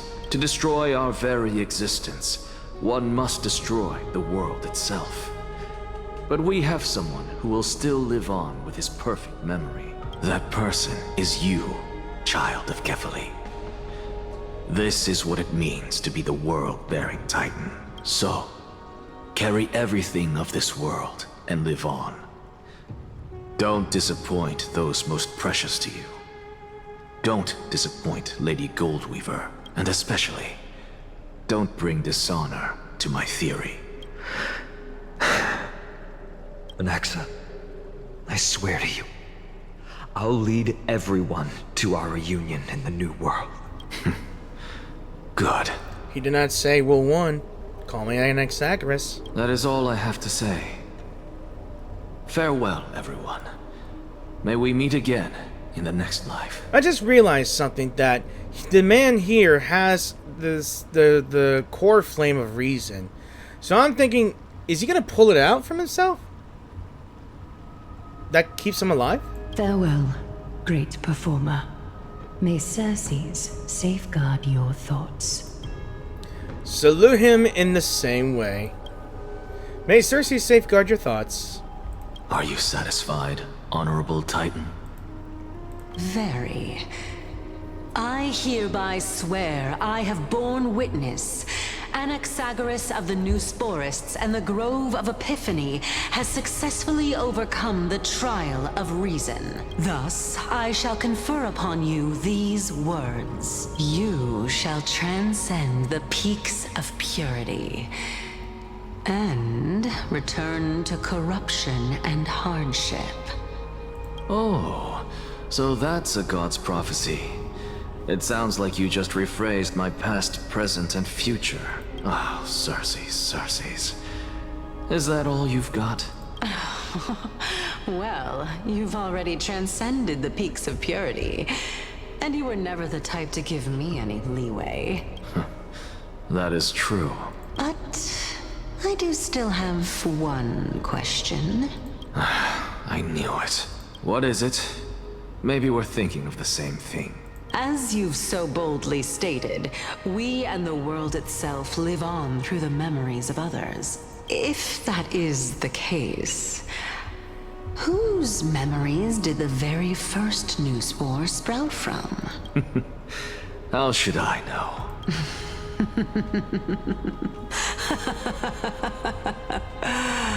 Oh my. But, since we are both equally curious, we should allow the children of humanity who come after us to investigate in our stead. I knew it. He's gonna go out his own way. Rejoice, Circes. I sow the seeds of suspicion in the new world with your soul!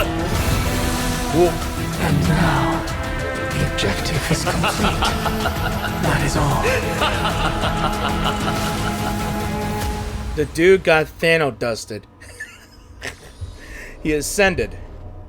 Thankfully, she's still alive. And she is still frozen here. Now we're checking progress on March here. Was March 7th also in this condition when she was first rescued by the Express? Her condition was very similar. It's just that at the time, the Express did not have a memo keeper who could diagnose her condition. But she still woke up naturally. Looking on the bright side, that might happen this time as well. When March awakened from the ice, her memories were completely wiped clean. I want to prepare for the worst and prevent something like that from happening again. Can you share us your hypothesis? I do not have conclusive evidence, but judging by her current condition, perhaps March 7th's memories have been hijacked. What do you mean hijacked? Hijacked? Think about it, Miss Himiko. What will happen when someone loses their ability to remember? I'm not a biologist, but I hear that there's a species of fish in Vanwalk that has the memory span of less than a second. It forgets anything that occurs in the very next instant. Perhaps something similar will happen. Unfortunately, short-term memory is an entirely different concept from the inability to remember. Perhaps it is difficult for you to imagine, but an individual who has lost their ability to remember turns into nothingness. Nothingness? The belief of the Garden is that everything in this universe can be interpreted through memories. This is the driving force behind the continuance of this path. The past is made up of memoria, while the future is a possibility that will eventually be converted to memoria. But the present, it doesn't really exist, and it's only an abstract expression. Therefore, when a person is affected by the path and loses their ability to remember, their physical form will also be affected. These ice crystals are a manifestation of that. Miss Black Swan, there is one thing I haven't looked into deeply until now. You've guided us to Amphorius, but refused to tell us your true intentions. Collecting memories is simply not a convincing answer. Is Miss Himiko suspicious of me? I mean, no offense, I'm merely speculating, but I appreciate your honesty if possible. In other words, Now is the time for me to prove my innocence. That's not a problem, of course. The true reason behind my intentions is that Amphorius holds special significance. For some memo keepers of the Garden with extremist views, it is a perfect example. So we have extremists. Okay. Perfect example? A world that can only be seen through the Garden's mirror means that memo keepers have the right to keep the world in their private collection. If those Pathstriders of Remembrance were to uncover the secrets of Amphorius first, they might unleash their wild ambitions and remodel more worlds into a similar form. So the reason you did everything you could to convince the Express to come to this star zone is just to uncover the secrets and foil the plans of these people? I chose to remain quiet before, because I did not want to involve you in the Garden's internal conflicts. Remodeling a world is no easy feat. These extremists likely aren't just simple Pathstriders. Do they wield the powers of Emanators? You can be even bolder with your guesses. The people that I am talking about, they aren't just individuals. They are an organization that has already attached itself to the pinky finger of Fu Li. What? Wait, an organization that attached themselves into the pinky finger? Wait, so you're telling me that some of the memo keepers live inside the actual body of Fu Li? That sounds so weird. Could they be the ones who hijacked March 7th's memories? I cannot be certain, but at the very least, they are capable of doing so. I am deeply sorry about what has happened to March 7th, but the deal that I propose still remains a fair one. Amphorius is still an excellent destination, and investigating further might allow us to uncover the truth behind the accident. Miss Himiko, the wisest choice right now is for us to continue cooperating. What's going on? What's wrong? Let me take back a part of what I said just now, Miss Himiko. Although we indeed struck a deal, it seems like I have involved you in some unforeseen danger. Please accept my deepest apologies. Has something changed? It's Fu Li. Their gaze has just swept across Amphorius. Wait, is this conversation was during when I was caught the gaze of a Fu Li? Huh. Oh, look, it's Herta. Herself. Oh, how interesting. I never expected a mere memo snatcher to be actually hiding so much inside her head. What's even more interesting is that the word Amphorius has appeared in her subconscious. So now she's just figured out about Amphorius. This lady seems to be having fun. Is she usually like this? It's, hard to explain. What are you two whispering about? Has it not occurred to you that I can hear everything clearly? Oh, please pardon me, Madam Herta. Would you mind sharing with us what you've discovered? I cannot with the face you have right there. Do you look like, I'm so done with everything. Like, is this taking long? The ones who need help are the Astral Express. You will have to put up with my methods, even if they are rather unconventional. Let's get back to the topic. By using the fourth mirror, I rummaged through the brain of this memo snatcher and learned a good deal. Not only does this person know of Amphorius, but there are also many memo keepers who are interested in the place. I searched through her consciousness and found the following terms: the Eternal Land, the Rejected Land, and the private collection of the Garden of Recollection. It seems like Miss Black Swan is indeed hiding some things from us.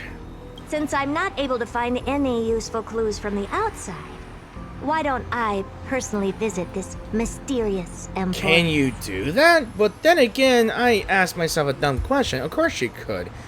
She's the Herta. She actually almost visited Noose before Welt and Sunday interrupted her. You're planning to head to Amphorius yourself? Probably, and maybe not. Yes, but not in the flesh like you all foolishly did. See these Herta mirrors? With them, I can project my data spirit entity to any corner of the cosmos through spatial warps, without even needing to leave my room. But of course, these corners of the cosmos must be within the coverage zone of inter-astral peace communications. After all, this is collaborative technology. I see. You do seem like the more indoor type. Sorry. My dude, read the room. You basically just called her a hikonomori, or a gamer. I don't know what you called her. Oh. Don't. I like how Yang likes to de-escalate things, or I can't say it's escalating or de-escalating. Tries to balance the situation while he just plain be blunt and just say that. Although that star zone is not within the network of the IPC, the Express itself can serve as a signal station. Come, give me the astral chart coordinates, then sit back and enjoy the show. Welt shares the Astral Express's coordinates with the Herta. Don't ask why. Alright, now that everything is ready, mirrors, get to work. Alright, let me change the character real quick just for story's sake. Okay, just got back and changed to a suitable Herta here. So let's go ahead and speak to the first couple of mirrors. Thank you, Madam Herta. Companions are the lifeblood of the Astral Express. When things are settled, we will repay you for all your help. Welt, this young man sure is courteous. Yeah, how about Sunday? Madam, watching you work has been an enlightening experience for me. It's hard to imagine that an outstanding scholar like you could maintain such a relaxed manner most of the time. Your calm and collected nature is truly a trait that I should learn. This brat. Why does everything that comes out of his mouth sound so snarky? She called Mr. Welt Yang young, while he just calls Sunday a brat. I don't know how old she is. I don't want to know. First mirror, input the coordinates. You'll be in charge of the spatial warp. As you command, Madam Herta. The preparations are complete. I wish you a pleasant journey ahead. So, here's another one. Second mirror, prepare for the thought refraction. There's still some distance from the Astral Express to the Amphorius celestial body. You're in charge of sending me over. This time, raise the power to the maximum. Don't be stingy. Oh, okay. I won't fail the mission, Madam Herta. And to the third. Third mirror, you're in charge of generating the data spirit entity. I'm happy to help, Madam Herta. What kind of appearance are you planning to use this time? Good question. Let me think. Forget it. Just use my own appearance. There's no one there that'll recognize me anyway. As you wish. And how about the fourth?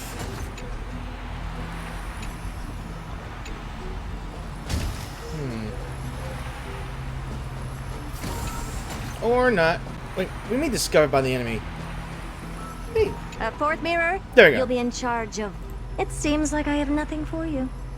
Just stand by and wait for orders. Ah, standing by again. That's so boring. Next time, can you count down from Boren's death? Okay, I couldn't interact with it because something was blocking me from interacting with any of the mirrors because that door was open. And I realized that I'm next to the challenge treasure thing, so... Preparation of the data spirit entity complete. Thought refraction at max power. Excellent. The first mirror. Let's get going. Have a safe trip, Madam Herta. May your journey yield good results. Coordinates input complete. Preparing to activate spatial warp. Destination, unknown celestial body. Amphorius. Spatial warp countdown.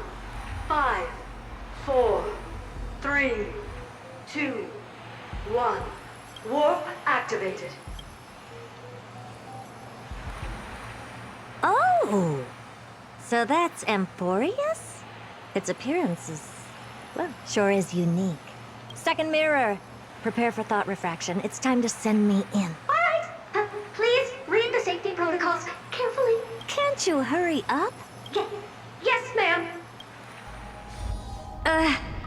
I didn't expect it to be so turbulent. Ooh. I should have asked the second mirror to use slightly less power. What a magnificent sight! Is this the entrance to Amphorius? Let's see. Perhaps I'll be able to find a way in. Alright, let's explore a bit here and there. So we're at the Vortex of Genesis. And I think its purpose is being the entrance to Amphorius. Okay, I got two theories here. If the Vortex of Genesis is definitely the entrance to Amphorius, would that big light here be the doorway to the world? So we got the Titankin skin here. What's this? A statue? It's ugly. I don't like it. Yeah, only you say that.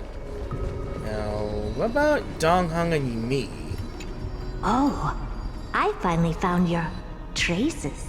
How esteemed must you be for the great Herda to come out personally? When we return, get ready to become free labor for the simulated universe for the rest of your life. I hope you're joking. But knowing her, she's not joking. And now, this guy.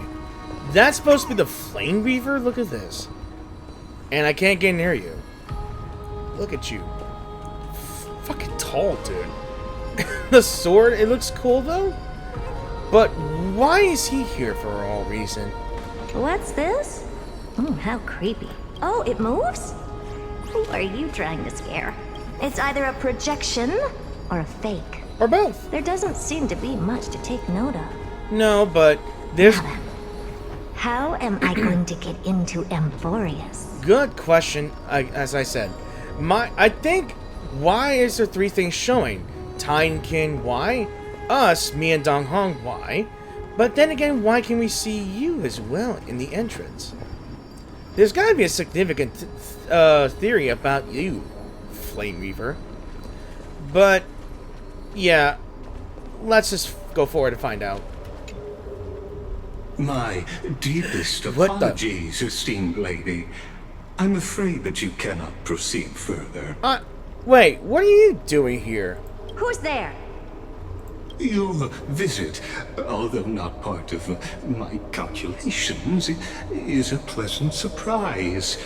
It's a pity that the preparations are not yet in place to receive you with the hospitality that someone of your status deserves. Lygus, my dude, why are you here?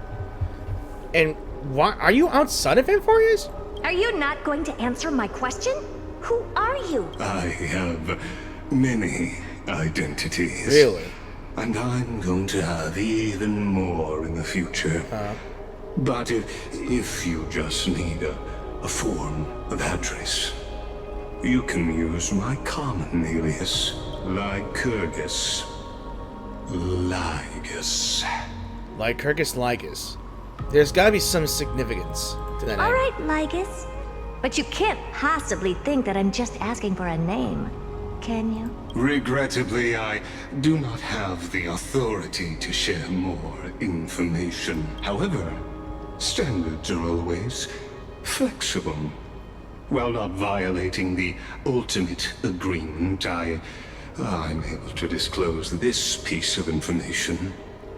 As you thought, this is the entrance to Amphorius. Now, please, kindly turn back. Amphorius is not a world that you should be involved with. Why? Regardless of what kind of magnificent achievements you have accomplished, this place will not open its doors so easily. Okay, so why are you so hell-bent on having Herda not be here?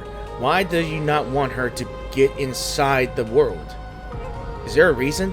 You seem to understand me very well. then you should know that I have no reason to listen to you. Your reaction is completely within my calculations. Despite my long years as a Watcher, it seems like my assessment of human nature still remains accurate. From you, I'm able to sense a beautiful desire for knowledge. You ain't wrong. But my answer remains unchanged. Madam, it is with the utmost goodwill that I suggest you return to where you came from. Let's assume for a second that I'm not so well-mannered, and that I insist on uncovering the secrets hidden behind you, Mr. Lygus. How do you plan to dispel this notion of mine? Within the scope of the ultimate agreement, there are 178,244 logic chains at my disposal to convince you. Really? After filtering through them, I have determined that I only require 3 to attain the results that I desire. Only 3? Oh? I'm all ears. First, for reasons that cannot be disclosed, Amphorius is a completely isolated celestial body. Apart from me, no one else will be able to help you enter. Then how did we get in there? That's not a good argument. Second, if your plan is, as you've alluded to previously, to force me into cooperating by showing hostility, do know that, just like you, I have basked in the gaze of the erudition. I stake my honor, and assure you that, in the worst-case scenario, our mutual destruction will be inevitable. Oh, hold on there, buddy. Just like Master the Herta, you received the gaze of the erudition, so that means you're an emanator of the erudition. Of Noose, huh? Okay, that actually got my suspicions. Like, why is he able to be here? Why is he able to be in the entrance of the in the world of Amphorius? Huh. Why is he like the overseer of everything? And he looks like more machine-like, to be honest. Oh, no wonder I couldn't find a back door. When I did a scan of our surroundings, the safety protocols on you are comparable to Screwy's. How interesting. I assume that you still wish to hear the third logic chain. I'm thinking he means reasons why, but let's just hear the third reason. I'm interested. Of course. Why wouldn't I? Third, even if you exhaust all your means and find a way to break through, you will surely give up once you understand the consequences of your actions. After all, throughout your long life, as much as you'd hate to admit, your conscience has played a crucial role. What a brazen robot. You think that you can actually understand me through your paltry calculations? But since you put it that way, why don't you tell me what these consequences will be? It concerns the third path that is entangled with Amphorius. A path that you and your friends still very much lack understanding of. Oh, so are we gonna find out what the third path is? I know for the fact that Fuli, or the Path of Remembrance, was the first. But the second one, I can't remember. But since he's here, and he just admitted that he's an emanator of the erudition, so it comes to show that the erudition is the second path. I think. Or was it the hunt? I can't remember. But the third one's been a mystery since the 2 chapters, or is it 3? I can't remember. What, 3.0, 3.1, and 3.2? What is it? The destruction. So, if you ignore my warnings and persist in your ways... So, Nanook, or the Aeon of Destruction, was the third Aeon to cross paths with the other 2. Okay. But why? You will break the shackles of a Lord Ravager. And when that happens, their fury will engulf the cosmos. Okay. So not only Amphorius is isolated, you break the shackles of a Lord Ravager, meaning there's a emanator of destruction in the planet. Amphorius is a prison. A planetary prison. But there's no evidence of that. Emanator. But I think we'll know. And there is a... And I'm just thinking in the back of my head here, while I'm going through this. What if the Flame Reaver, he looks emanated enough. He looks like patch of silver, a bunch of darkness here. He's the only thing from that Black Tide stuff that he can speak of. I think that Flame Reaver might be the emanator of that Lord Ravager, but it sounds like doesn't know he's a Lord Ravager.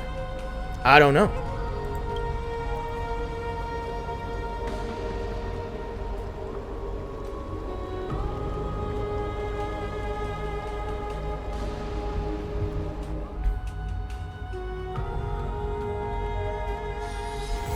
And of course, guys, that is the end of this quest here. And another one just came out. By the way, guys, that is the end of the video as well. So I hope you guys... Okay, another one. She sank into the sea of flowers for karma, and he turned to Ash asked the answer. The farewells experienced during your travels, head to the book and write it down. I'll do that in the new video, so... Thank you all for watching this video, and I truly hope you enjoyed this video. If you did enjoy the video, please give this video a like or dislike. Anyone who's new to the channel, please be sure to click the subscribe button if you wish to support my channel, if you enjoy my narrations, the gameplay in general, games I play, any story, any casual, cozy vibes that I bring to the channel as well. Enjoy my other videos as well if you check them out in my YouTube channel, and if you like them. And, of course... like the video if you enjoyed it, or if you want me to, and if you want to continue on. But either way, I'm still going to continue on because apparently there's a new version that just came out this morning as well. Because I was trying to finish the video last night, but unfortunately because there was a server maintenance going on, I couldn't do it. And of course, I figured out that some of my audio is going to be messed up when I make this final recording.